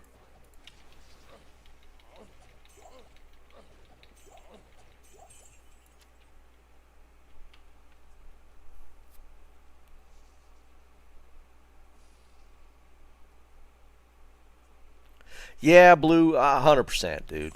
It's it's frustrating, but it's there's some real world realities that just playing that game just constantly, and we're gonna be in a world of hurt, man. I don't know. We'll see.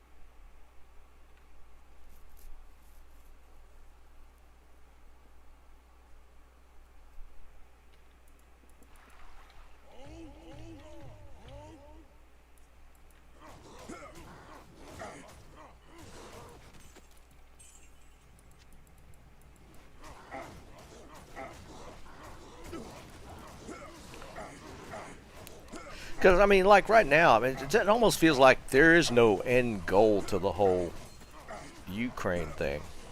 It's like we keep throwing weapons at them and letting them keep on fighting. And maybe there's some stuff going on behind the scenes, but I don't. It almost feels like there's not. Like, let's just keep feeding them weaponry and hope they win. Basically, that's kind of feels like the premise behind our foreign policy there. It's just wild. It's obviously not working.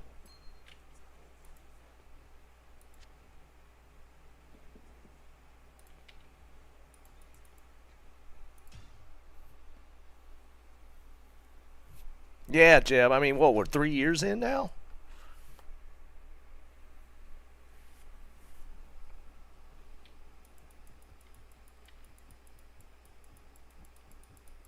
Good day.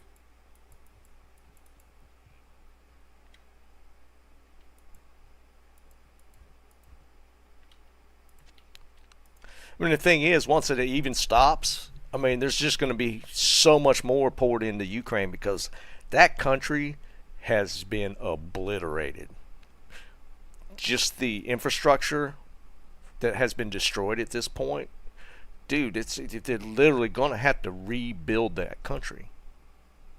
And obviously, they're going to be looking to our tax dollars to fund it.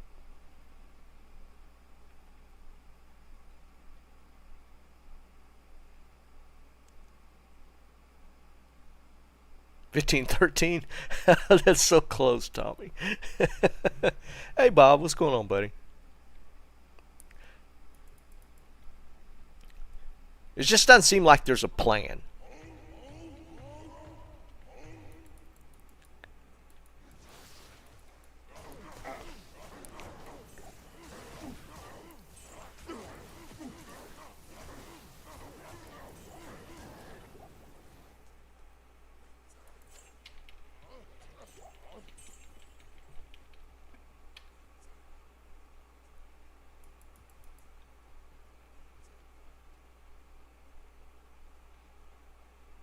Yeah, Mehmet.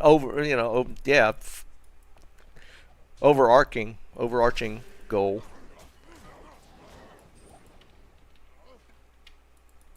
I don't know, man. I mean, we'll see if Trump does any better with it.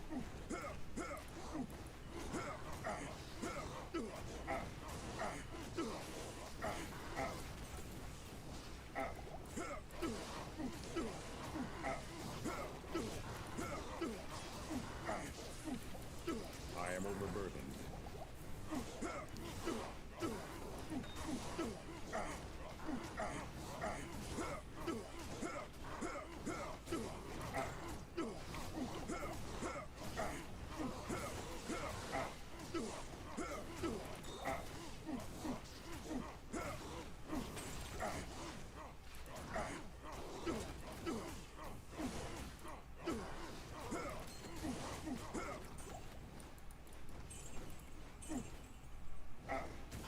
I am overburdened.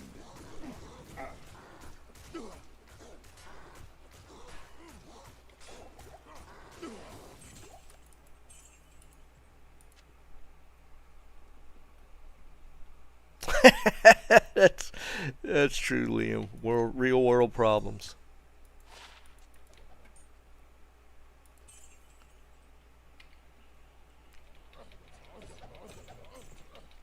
I can't carry anymore.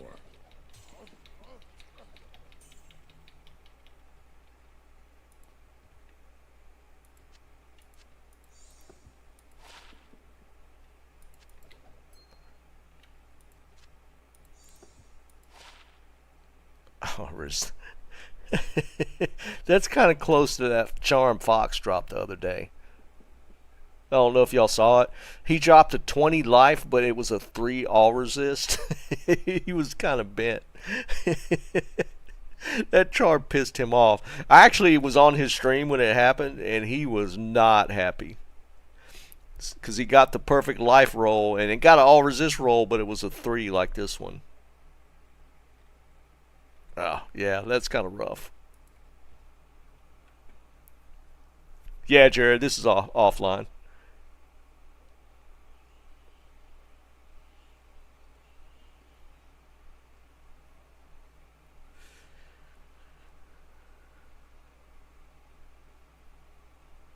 Nice, Bob. You always have crazy luck in Trav.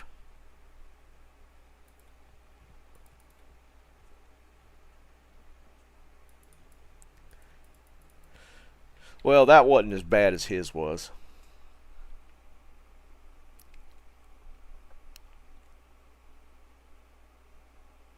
Nah, Liam, I didn't see that.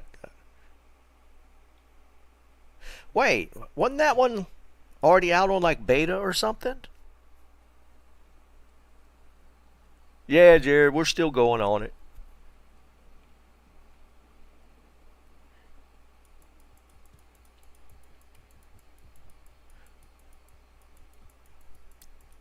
Oh wait, no, the one I'm thinking of wasn't Battle Royale, Liam. There was like a sniper shooter game that I saw dropped a little while back, but yeah, it wasn't Battle Royale.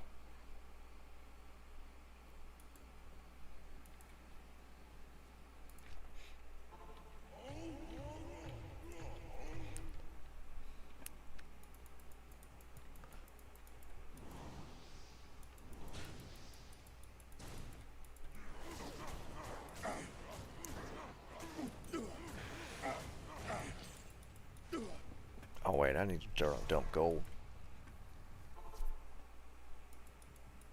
Oh, well, it was a series. Did they have to stop production because they had built too much pronoun stuff into the game? I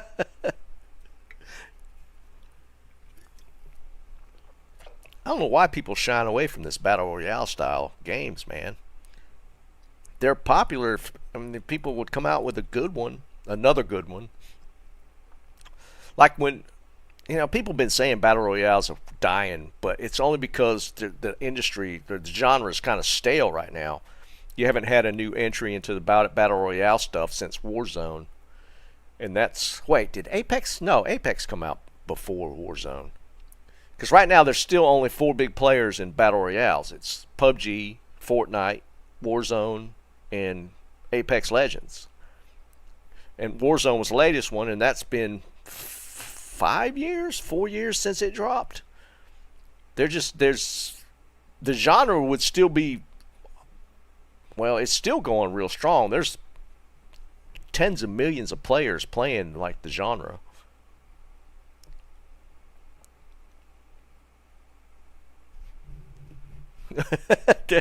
That's a bit much, Liam. But like, it's just that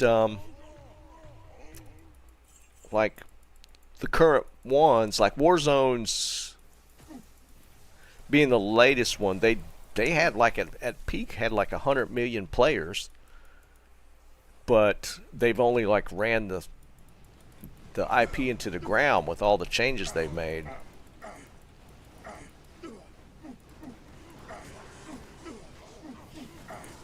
Why is he not taking any damage? There he goes.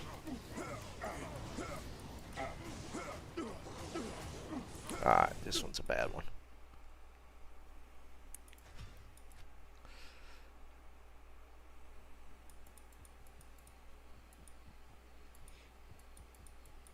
Yes?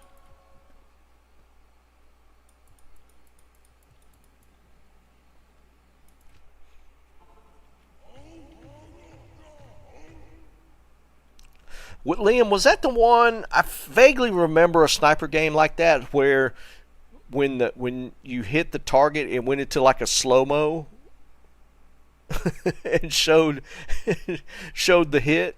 Is that, there was one sniper game I kind of vaguely remember like that, where it went to like a slow-mo effect when you actually made a good shot or something.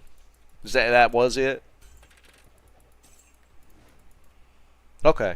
Yeah, I remember that. That was always a cool kind of a cool effect. But and here's the thing, that would probably have worked. Like if you look at Warzone, for example, so many people in that, so many of the player base love to snipe. I'm one of them, dude. I loved to rooftop camp and snipe. People hate it in Warzone, but that was just lots and lots of people do it. Like a sniping battle royale, people would eat that alive. I don't understand why they would cancel that. Because there's like two subsets of players, right? There's like the ones that like to run and gun, get an AR and a submachine gun and just run and gun, play fast. But then there's the other subset of people that just love to hole up somewhere, play defensively, and snipe, and move in with the circle, and snipe on the way in. There's like kind of that's two subset of players in like Warzone right now. And they keep shifting the game. They're trying to push people out of that sniping defensive style mindset and get them to move. And some people just don't like playing like that.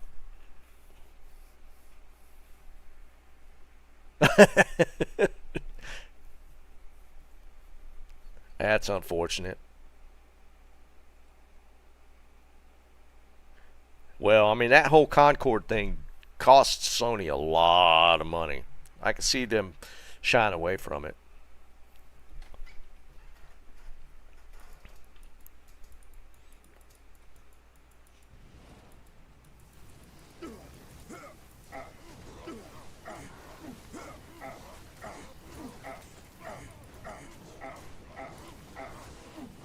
Alright, we got Holy Freeze. That's not cool. I need mana.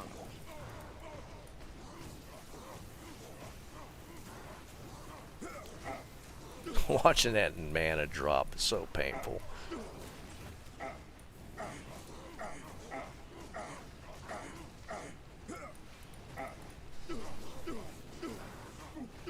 If I could get the kill on him. Nope. I need mana. Alright, I'm not messing with Holy Freeze.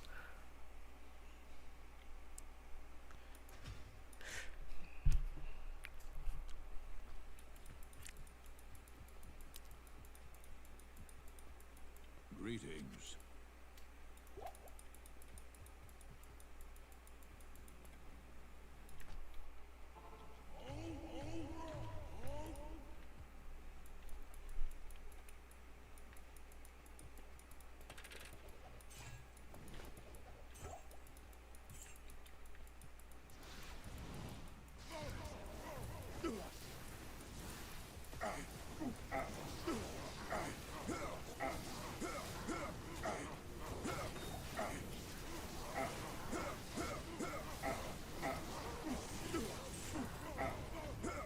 I am overburdened.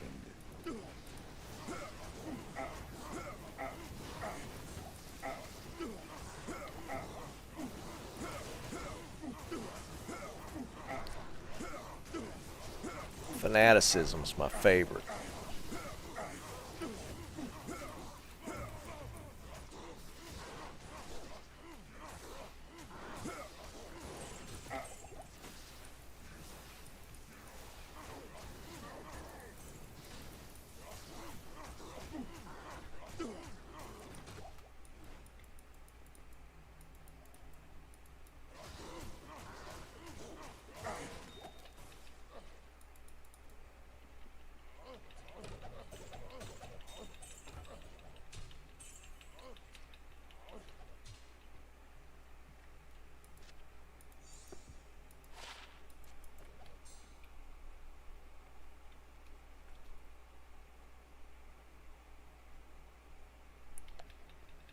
Liam, were you on earlier when I was talking about the latest interview with that Jonathan guy from Path of Exiles?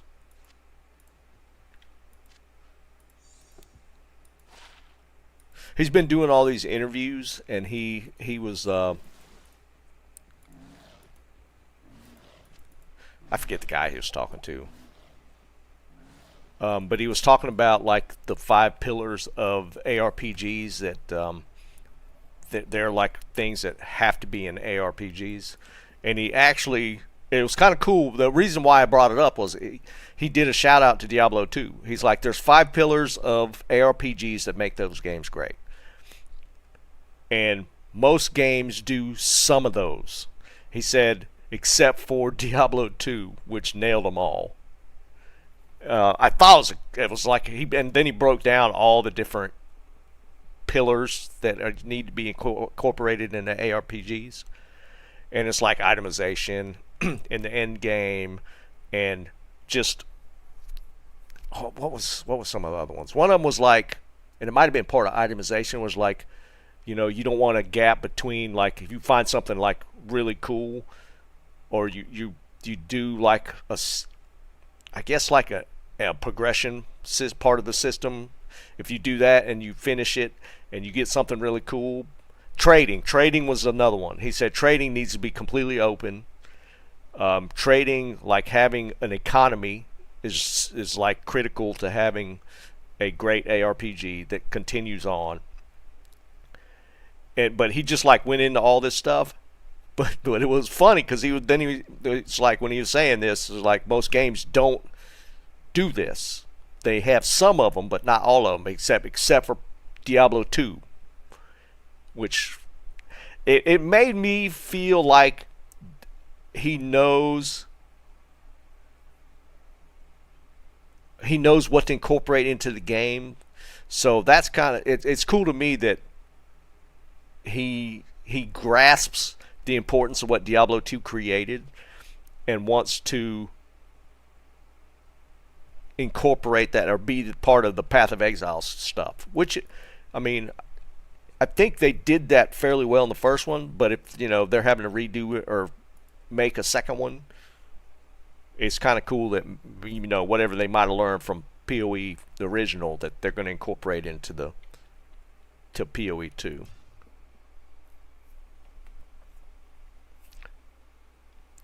Well, yeah, kind of. I don't know if it was that as much as like finding something great, just not having a huge gap of time to progress to the next great thing.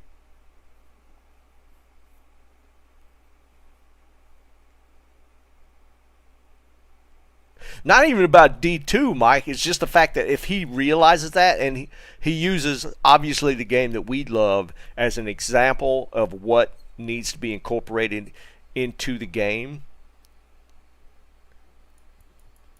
that he uses our game that we all love as an example of that, makes me think that maybe he will try and, get that in Path of Exiles 2. Because Diablo 4, I don't think any of those developers in Diablo 4 know squat about what keeps people playing Diablo 2. I honestly don't think they do.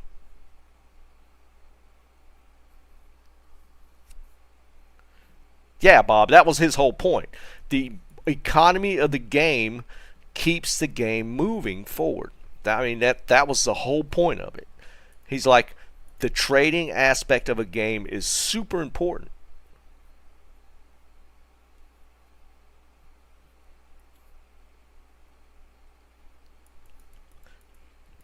He's an interesting person to listen to about just gaming in general, but about Path of Exiles, this guy knows. He does. He knows. Because, I mean, look what they tried. Look how trading is in D4. Does anybody even do it? Is there even trading in D4?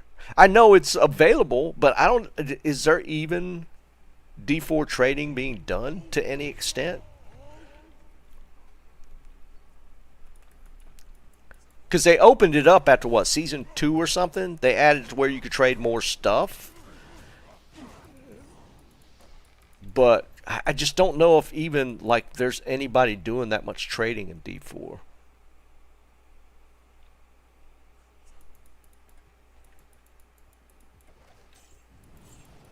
Well, yeah, you're still playing it, Bob. Is there a lot of trading going on?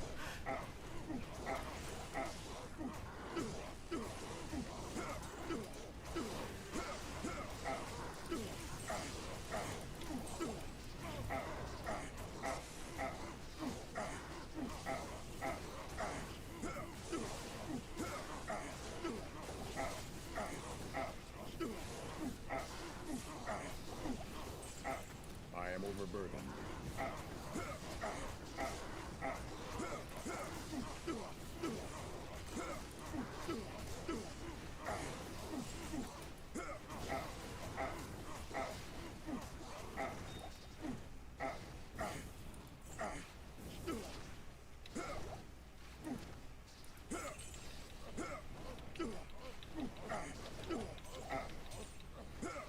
There's one dude left still.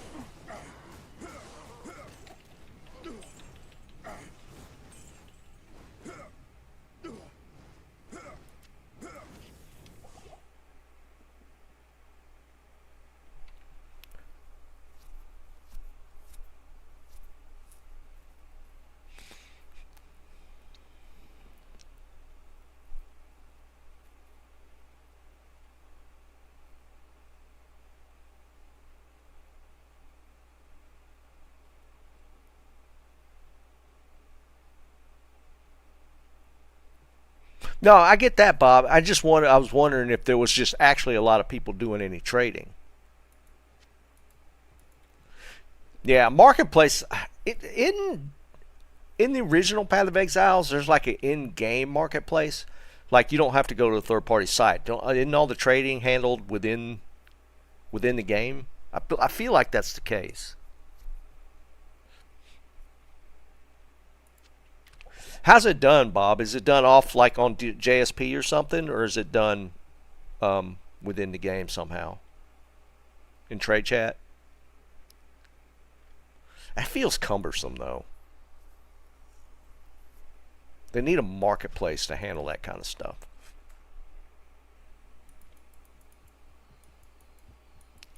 Eric, what's up, brother?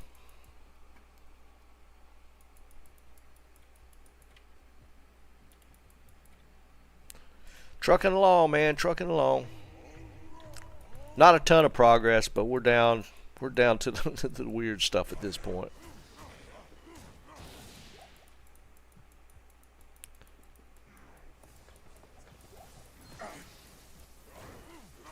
I need rejuves constantly.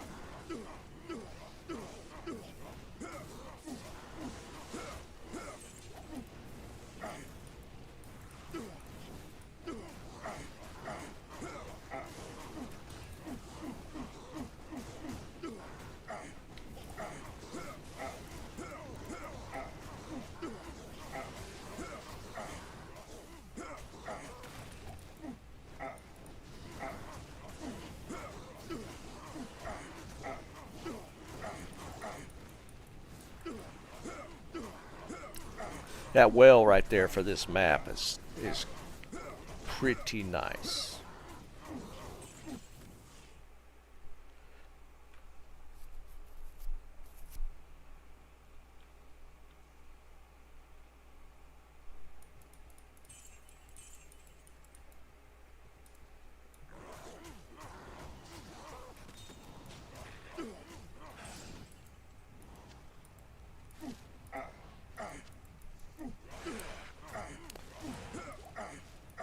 I am overburdened.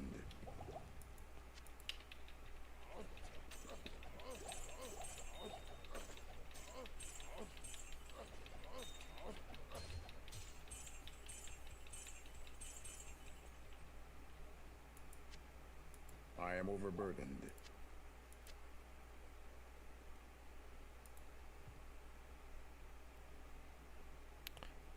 I can't carry Bunch of anymore. junk, bunch of junk. We need to repair.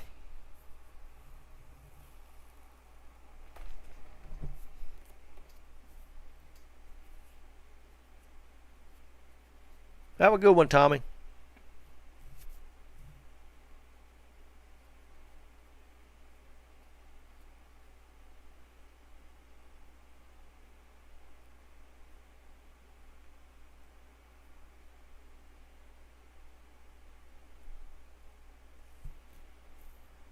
Trading post route.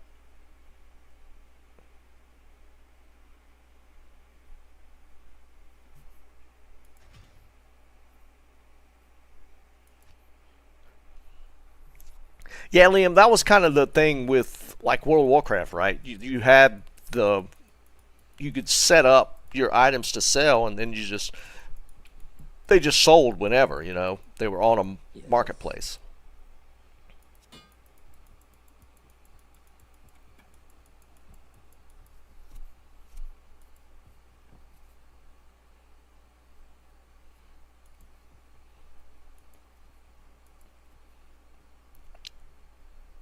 Yeah, for sure, Blue. Because I mean, yeah, if you think about it, like the gambling through the NPCs is really a cool part of the system that's utilized, right?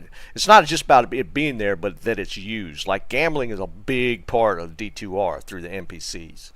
Shopping for bases is a big part of D2.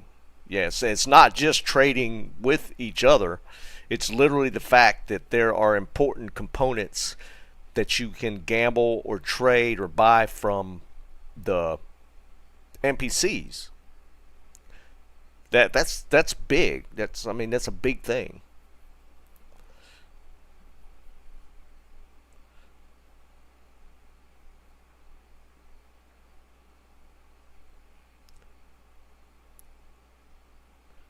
Yeah, some guy World of Warcraft did that too, right? Because there was like a percentage fee, and it was like to kind of pull some of the gold out of the player base, so that it's just not moved from place to place.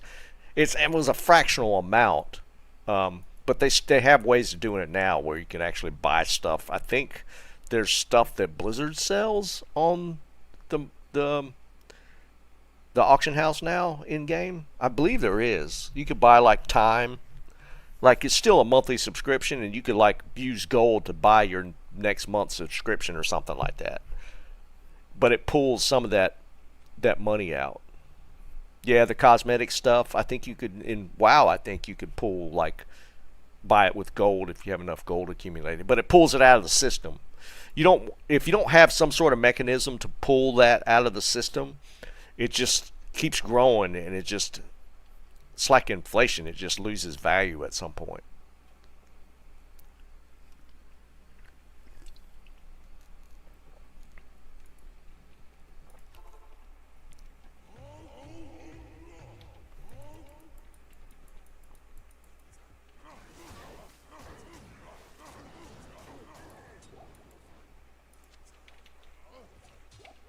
I am overburdened.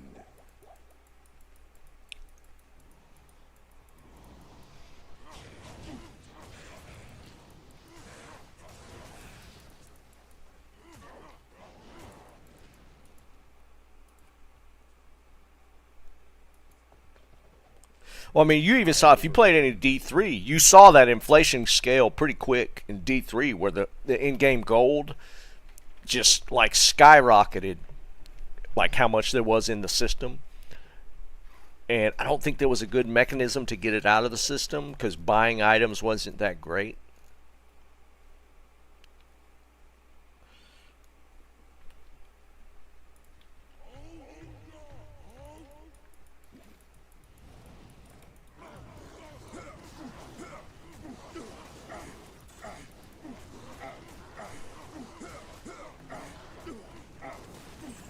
I can't carry anymore.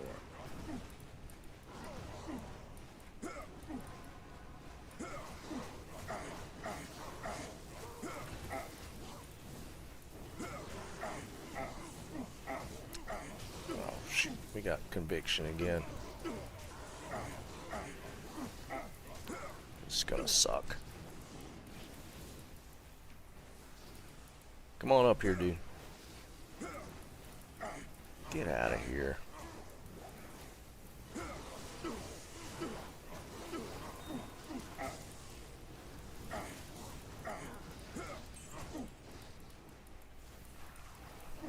There we go.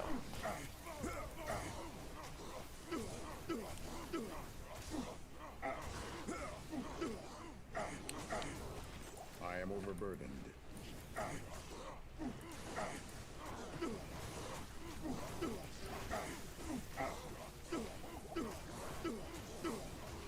I am overburdened.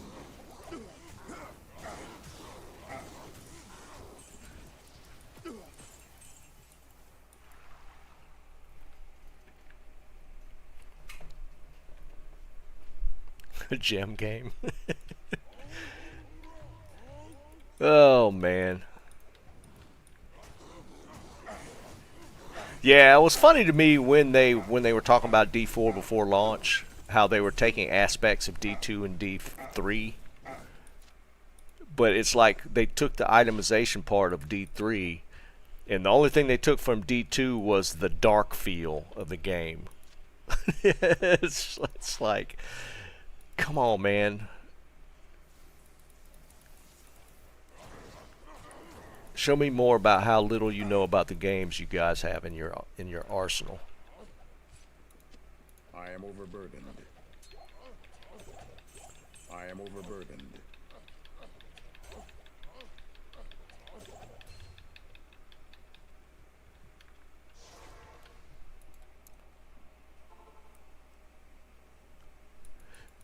Roberto, have you tried respecing the stuff to try and get past it?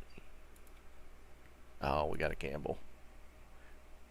Yeah, the dark roots. I mean, sure, that's a cool part of D2, but that's like the least important aspect of what you pull from D2. I mean, come on, man.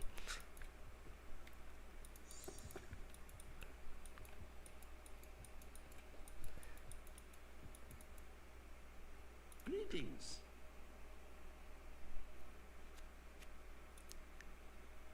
I think you got it, dude. Just remember what I said. Whatever build you just went with, just if you get an immunity to your build, just reset the ancients. Just hit a portal and reset, man, until you get like a good set of 3 that you can beat.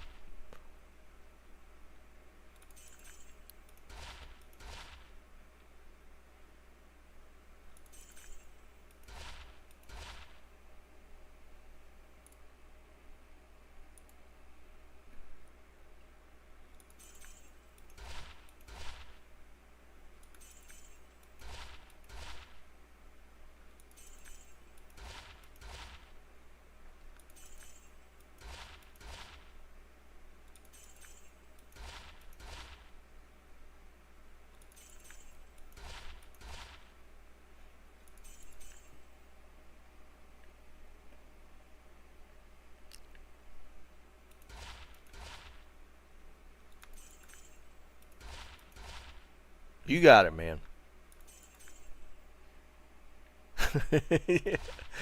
Smoking, wouldn't that be funny? I was just trying to get the gold out so I can keep going and pick more up, but popping a griffin would be hysterical.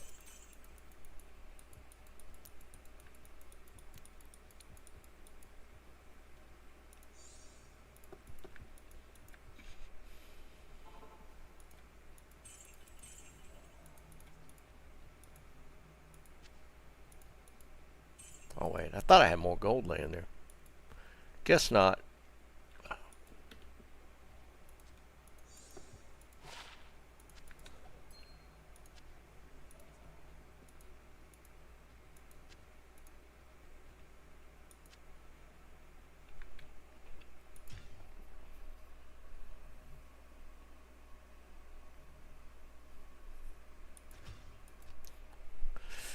Man, you know how much I love them lightning sorks, man.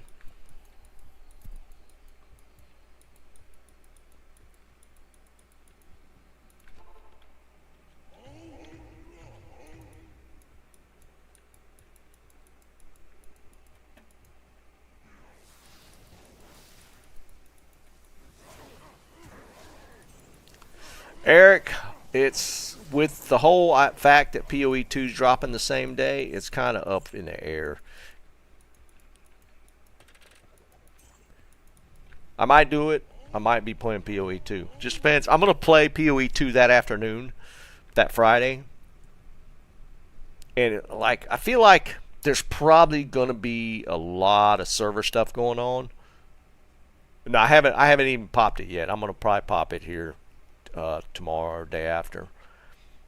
Let it run till Thursday. But I don't know. It's tough.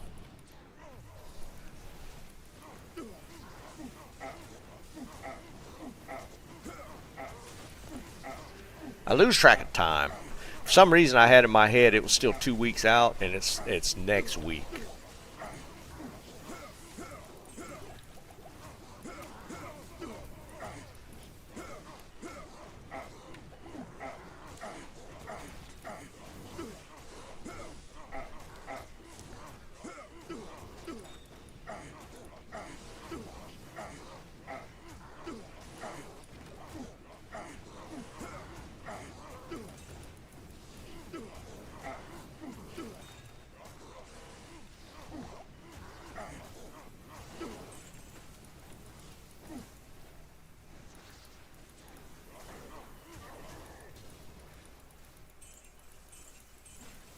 I am overburdened.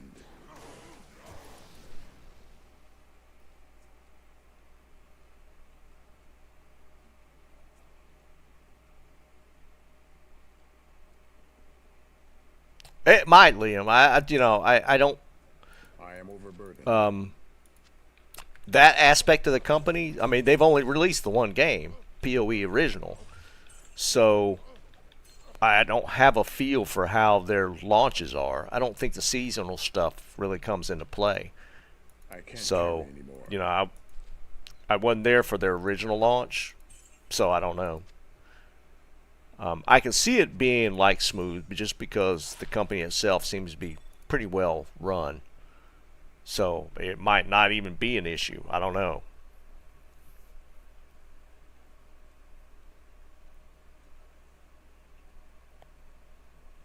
Yeah, December 6th, Blue.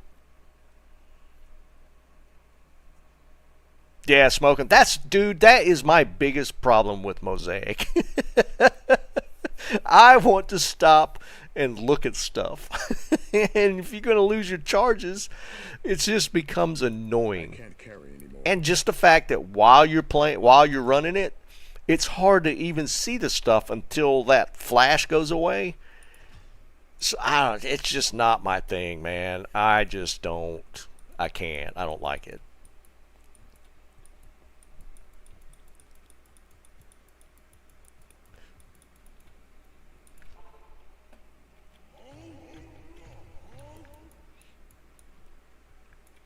I mean, I've given it plenty of, I've got a Mosaic Sin now on single player.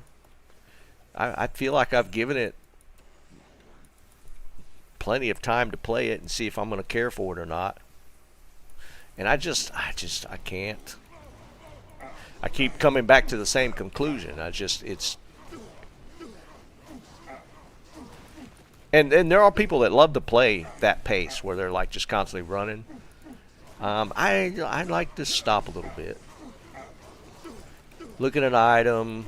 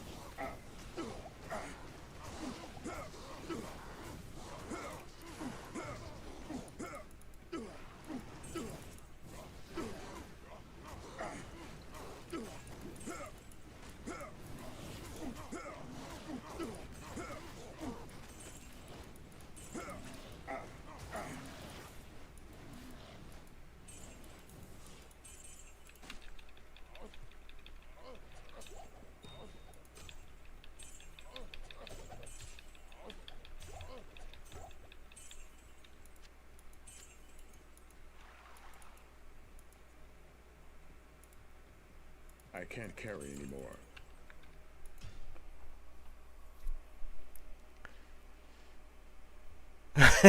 Yeah, Eric, you're right there with me. It's just too much. Yeah, that's display. It's too much.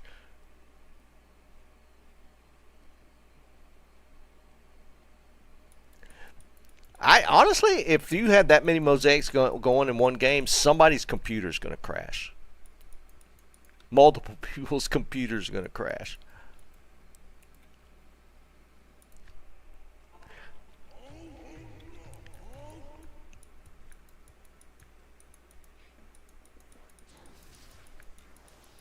Now, let's get some rejuve from him.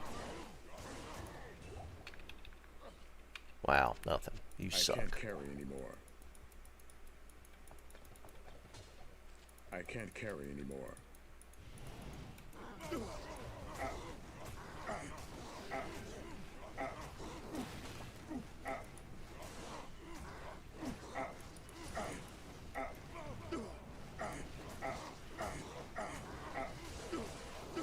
I am overburdened.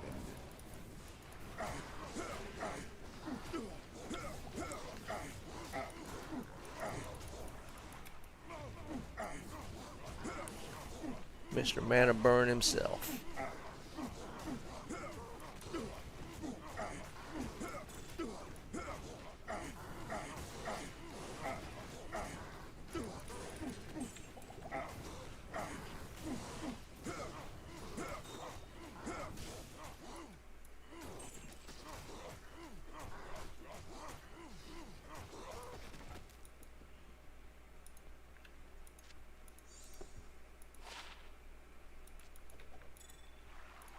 I can't carry anymore.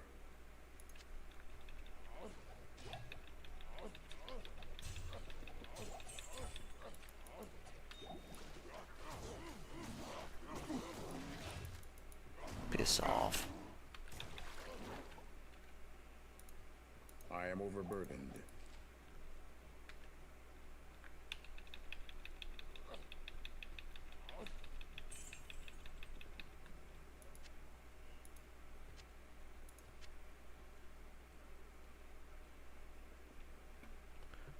Wow, that was pretty lame. Go, Roberto. You got it, man.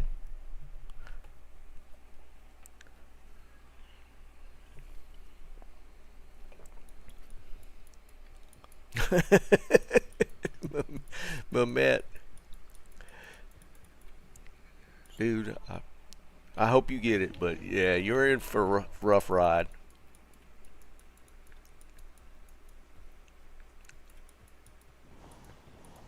That's still just funny to me that that's your items left. That's just crazy.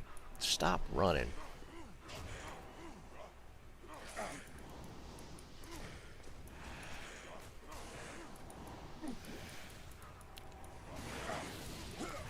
Almost lost to a corner right there.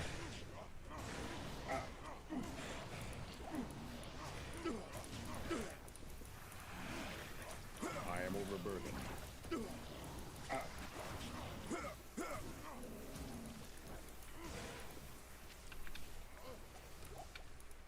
I am overburdened.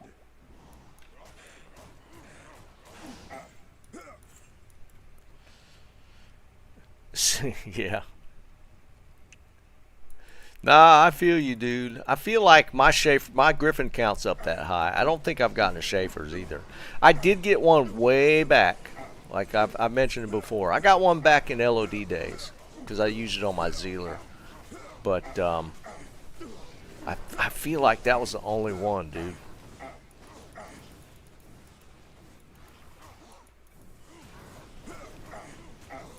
I need mana. Of course you do, because the game wouldn't be the same without mana burn.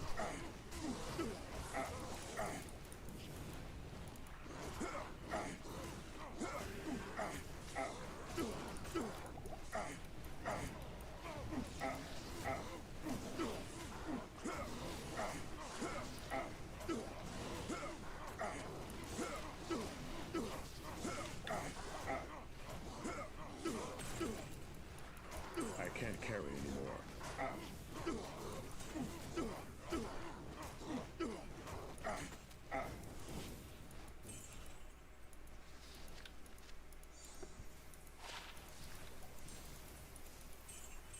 Ethereal? Nope. I can't carry anymore.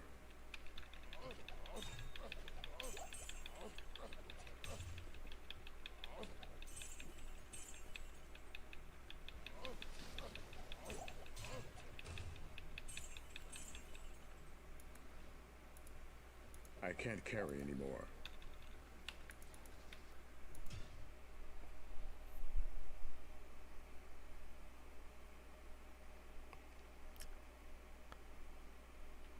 Oh, wow. Really, Mehmet?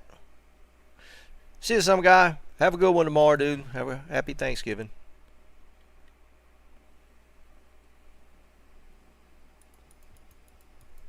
I'm getting kind of hungry myself. What time is it? It's only 5:30.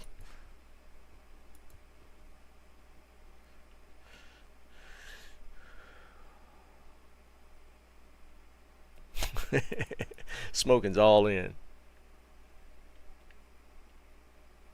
Do you smoking? Yeah, I definitely haven't got it in D2R,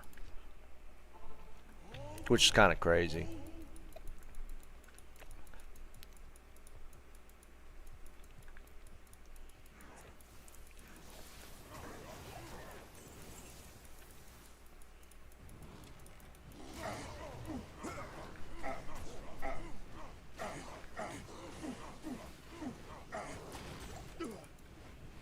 All right, y'all, come on back.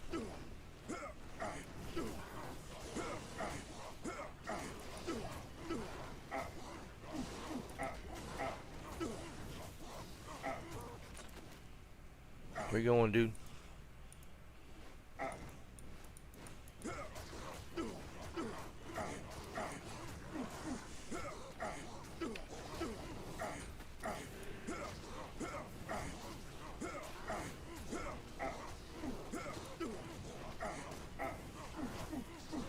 That's weird. I thought always one of them spawned with mana burn, but none of them did that time.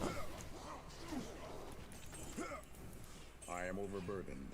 I can't carry anymore. Just tired of listening to me bitch about it.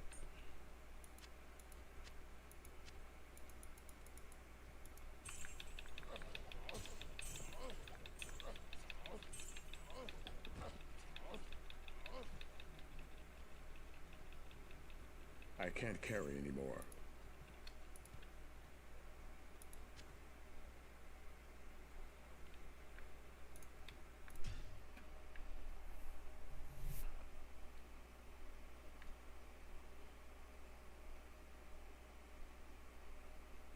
Nice, Roberto. Congrats, dude. I knew you'd get it.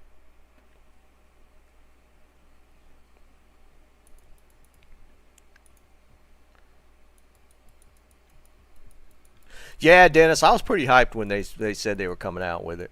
for sure. Greetings. Because it was kind of funny. I don't remember. Did that trigger me starting to make videos? Because my original videos, like on my channel, I think my first 6-8 videos were Project Diablo 2. I think that was my first half dozen or so. Maybe I started that because D2R was on the horizon. It might be. I might have started it because I knew D2R was coming.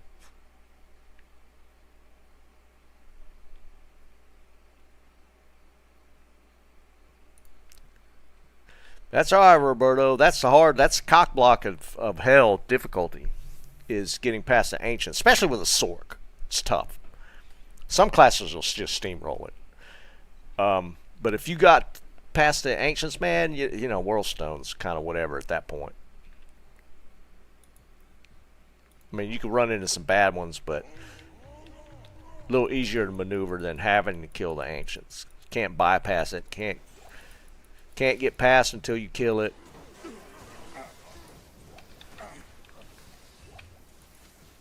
I can't carry anymore.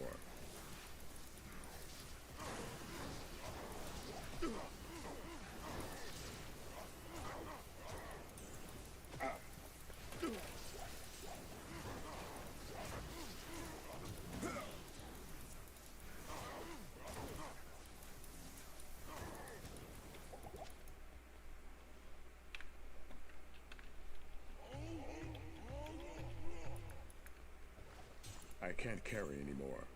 Oh, gold again.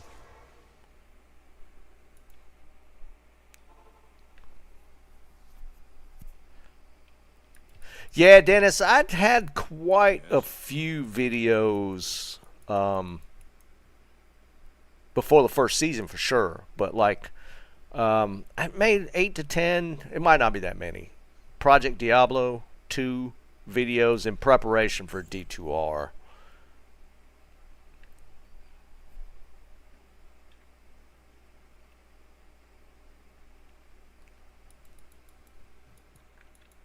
I can't carry anymore.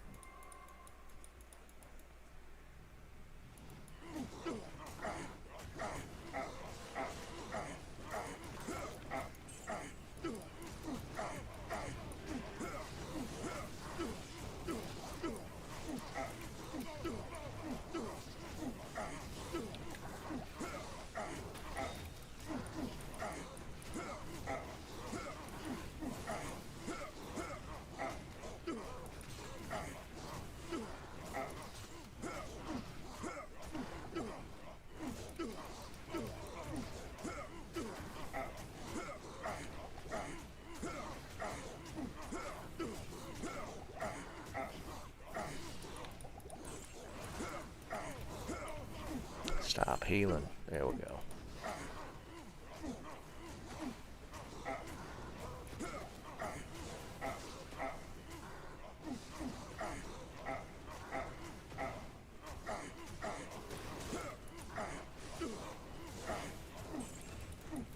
I can't carry anymore.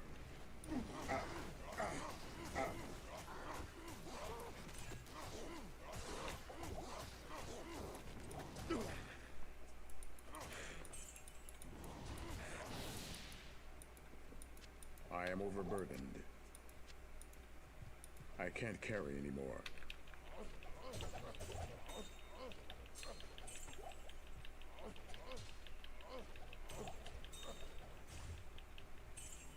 I don't think this is one of the ones I'm missing. Yeah. I am overburdened.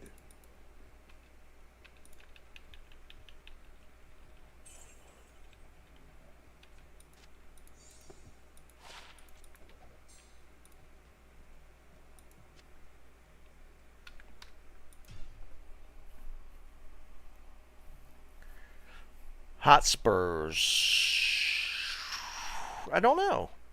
That's like the level 1 or level 3, like just unique boots. Is that right? Let's see. Helm. Boots. Yes, I did finally get those.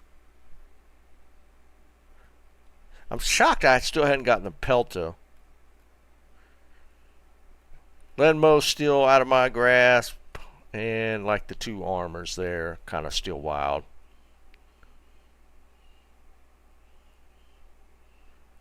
Bane, what's up, brother? Bane, both.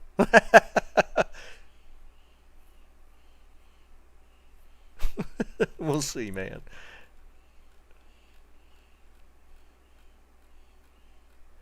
Yeah, but I've been lucky. Like, I've gotten these narrowed down to just the Nasher for the axe.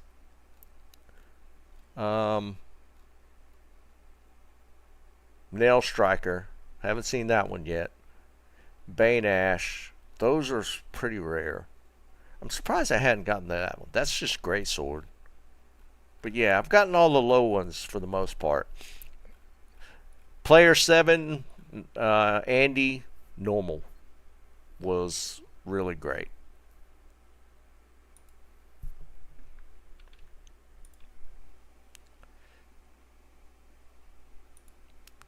Yeah, I'm sure, Bane. One of the faves. Dude, I feel like that's one of the ones I don't think I've ever gotten, to be perfectly honest. I don't remember it at all.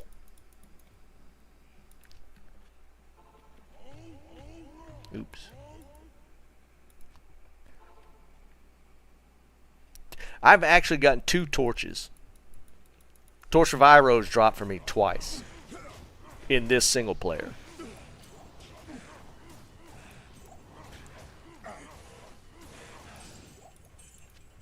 I am overburdened.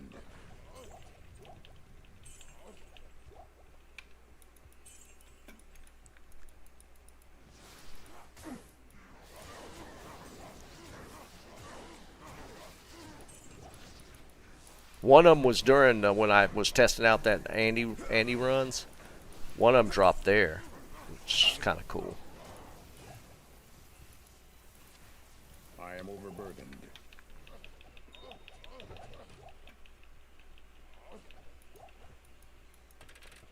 I am overburdened.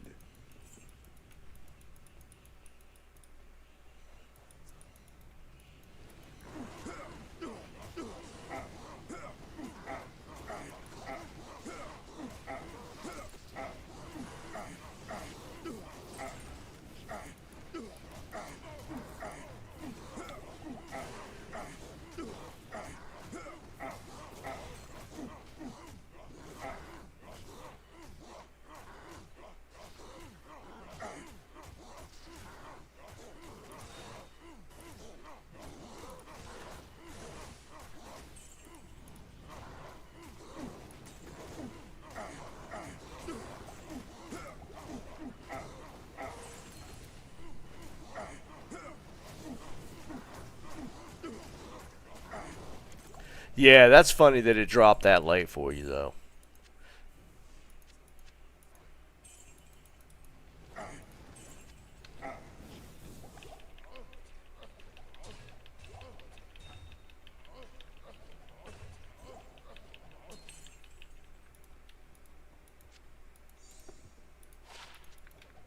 Man, we didn't get squat to drop today, though. I think the best I've pulled is 7% Magic Find Charm. Yeah, let's get some potions right here.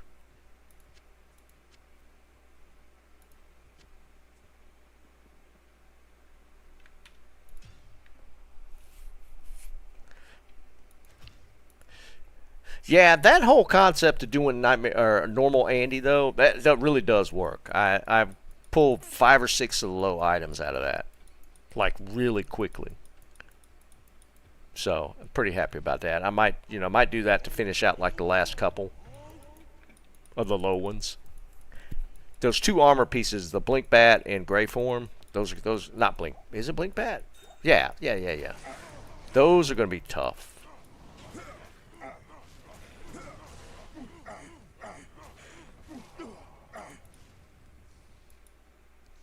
Stop running, dude.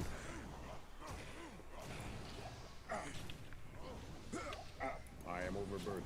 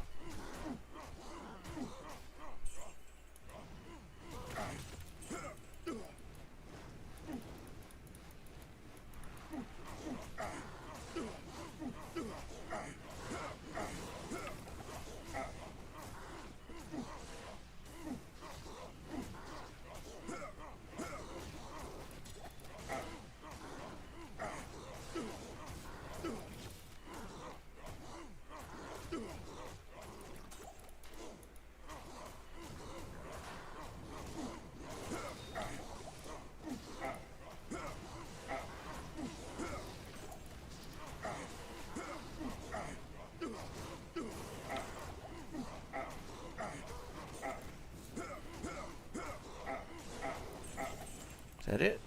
Yeah.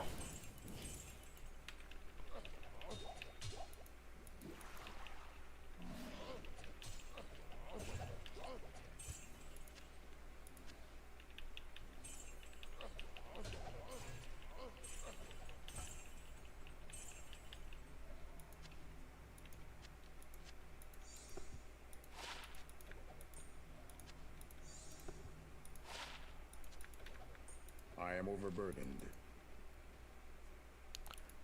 I can't carry anymore. Yeah, Trav's being cheap today. Skillers I've been loading up on. I've found skillers like crazy. It's just nothing else is dropping.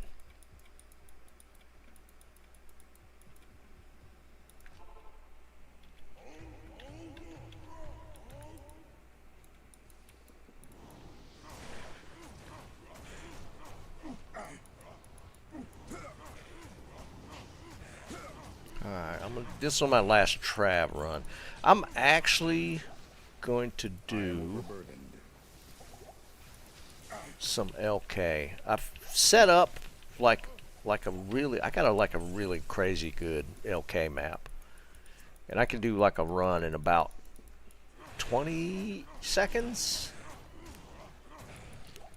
Unfortunately, the load times are bad more than anything else. Like, it takes longer to load between screens, it feels like, than actually doing the run.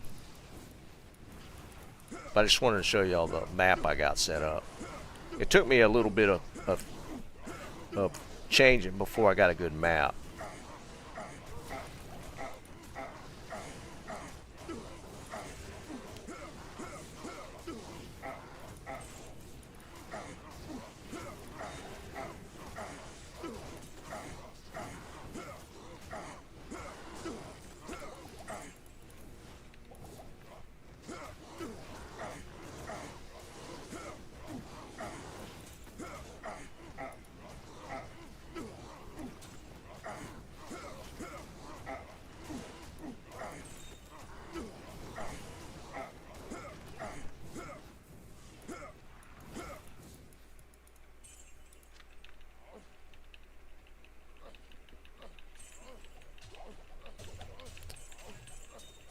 I am overburdened.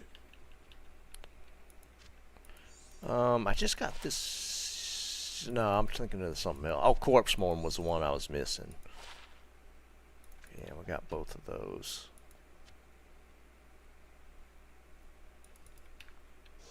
I am overburdened. Good day.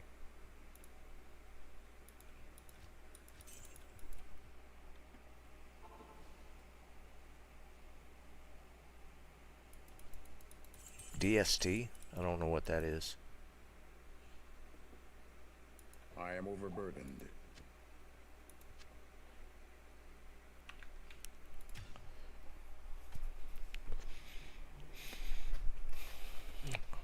Alright, Roberto, I don't know if you're aware of the lower cuirass hunting thing. I don't know how much single player stuff you've done. I'm going to show you this lower cuirass.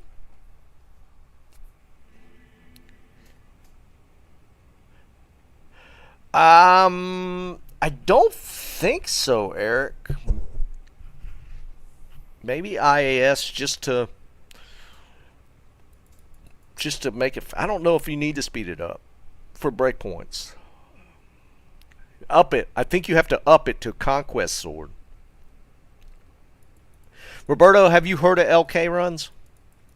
This is an LK run. So LK is lower cuirassed. And the goal of this, it's a way to rune hunt.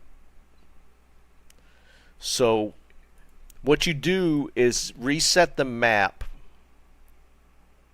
so that you get 2 camps. And what I mean by that, if you've done it enough, you've seen these camps. So like you'll have the camp this here, and then you'll have this building and this building. This is the basis of lower cuirass, and it's not to kill stuff. The whole goal is to run this really fast and pop the super chests.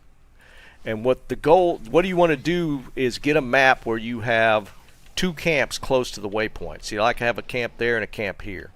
I have 2 camps. So that means I got 1, 2, 3, 6 potential super chests. So now that I got this map, since it's single player, you can run this map over and over and over again. And to reset a map, you change difficulties and come back. So like if I didn't like the map I had in hell difficulty, I'd make a nightmare game and then come back and the map would be reset. So what I do is I just go up, I hit these. I usually, I might hit the rack, and you're gonna get a lot of skillers and smalls and grand charms. You're gonna get a ton of these, and the goal is to just hit these chests and then reset. I usually go to hell. I always go back to the waypoint and go back to Act 4 so that when I come back in, I don't have to run across the Act 3 town. So doing this, you can like hit these chests like really quick.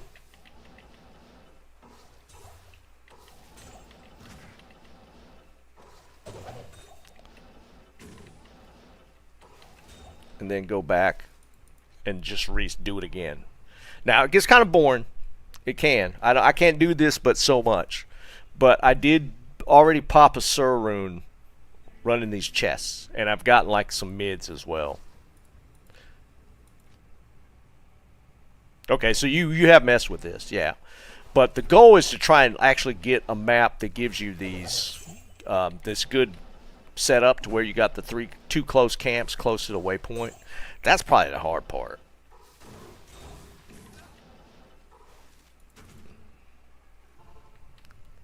Especially early on, if you made a Sork first and you want to just hunt up some runes.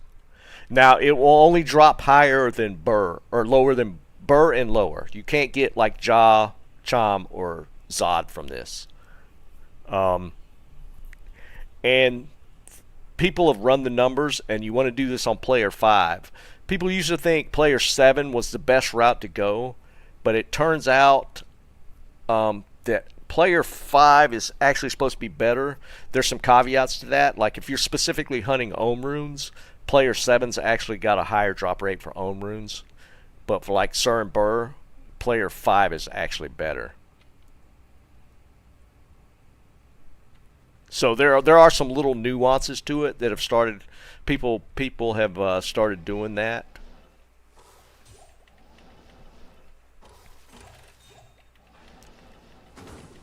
But I got this like really good map, so I've been kind of running it.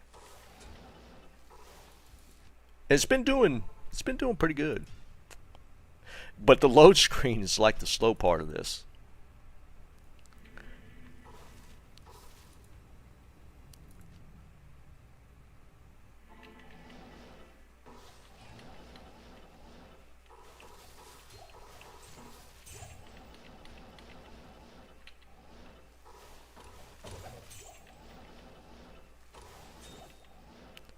And need a loot filter, but I'm not set up for that.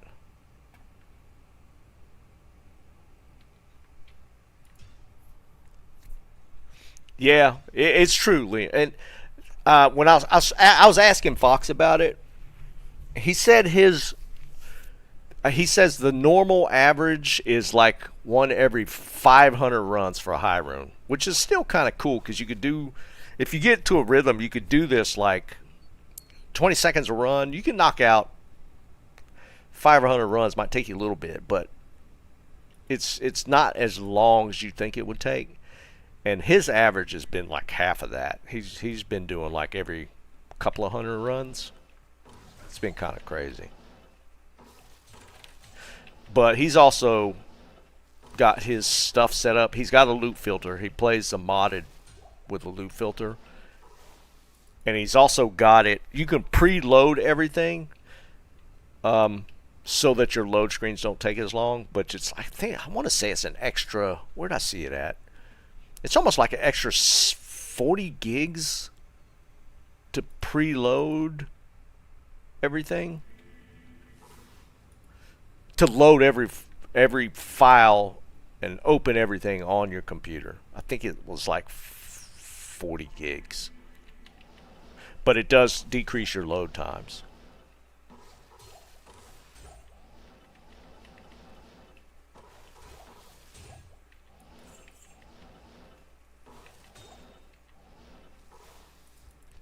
And the splash from the super chests are kind of cool.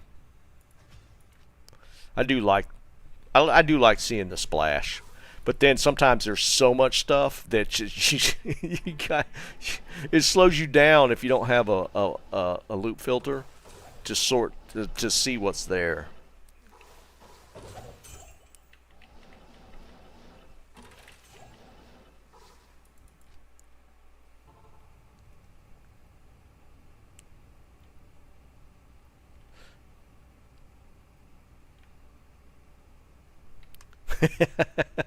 Do you do many LK runs smoking?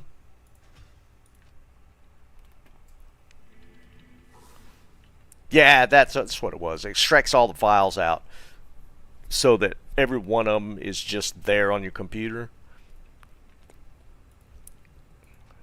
which obviously eats up more disk space, but it really decreases the load times.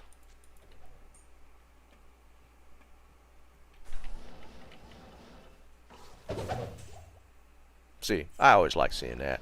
But if you get 2 of those chests to splash like that, the loot shoots out the door. It's kind of funny. The loot shoots out the door this way if you get 2 super chests to pop.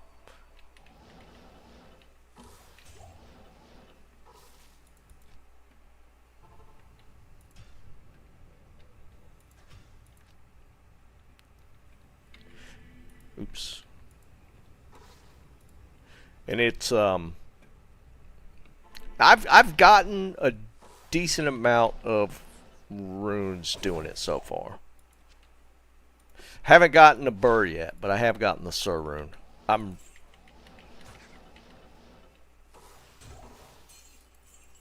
I wouldn't mind getting another, just getting straight up getting a burr rune. Then maybe I could cube to a jaw and still have the burr or the 2 Sur runes to make the Enigma versus making an infinity for the Sork. That's nice, Bob. 2 minutes? No shot. Really?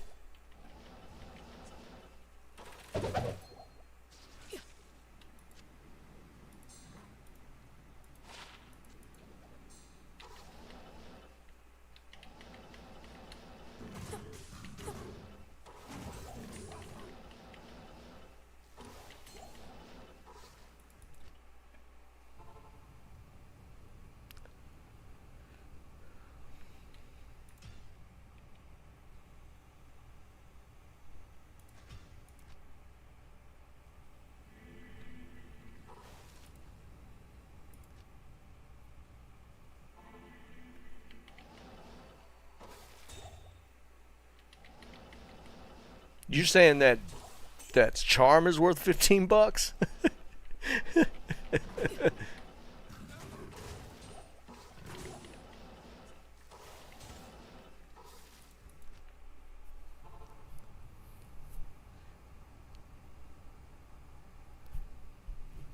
Yeah, smoking. I've gotten some really nice skillers doing this because you get charms to drop like really often.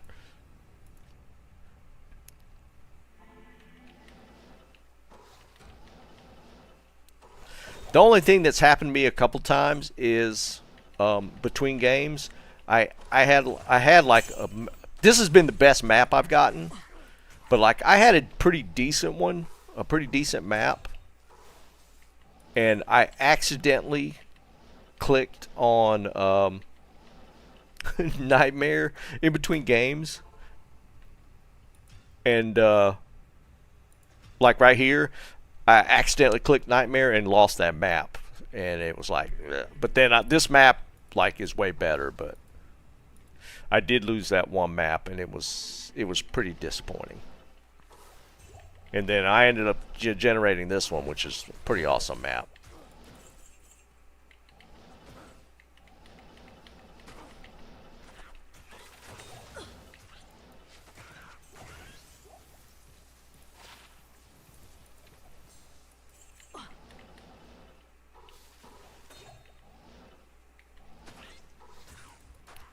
But it's definitely probably way easier if you're running a loop filter. Wait, it's 6 o'clock. All right, I'm going to do one more LK run.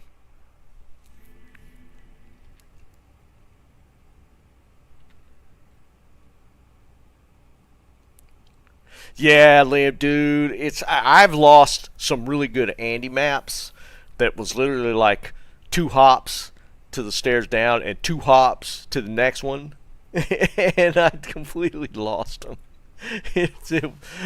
And that was before I even messed with this LK stuff. I lost like I was doing it because I had like great Andy map, and I accidentally switched the difficulty and lost the map. See, like you get 2 pops like this, and it's like a ridiculous amount of stuff. If you have a loop filter, you still don't.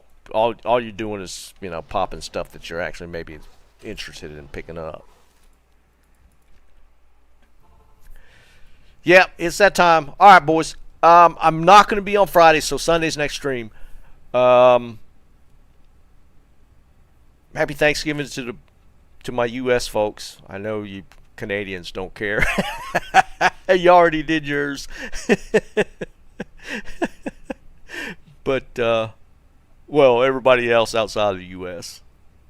But at least the Canadians do have a Thanksgiving. It's just earlier in the year. But anybody in Europe, they don't even. This is just not even a thing for you guys. I know. But ours is tomorrow, so we're gonna eat a lot of food and be kind of miserable. No, not inclusive at all. But I'll catch you guys on Sunday. Be looking out for the poll. I'm going to try and put it out this evening for what we want to do on the 6th. So be on the lookout for that. I'm going to put it out on YouTube. It's going to be like a community post thing.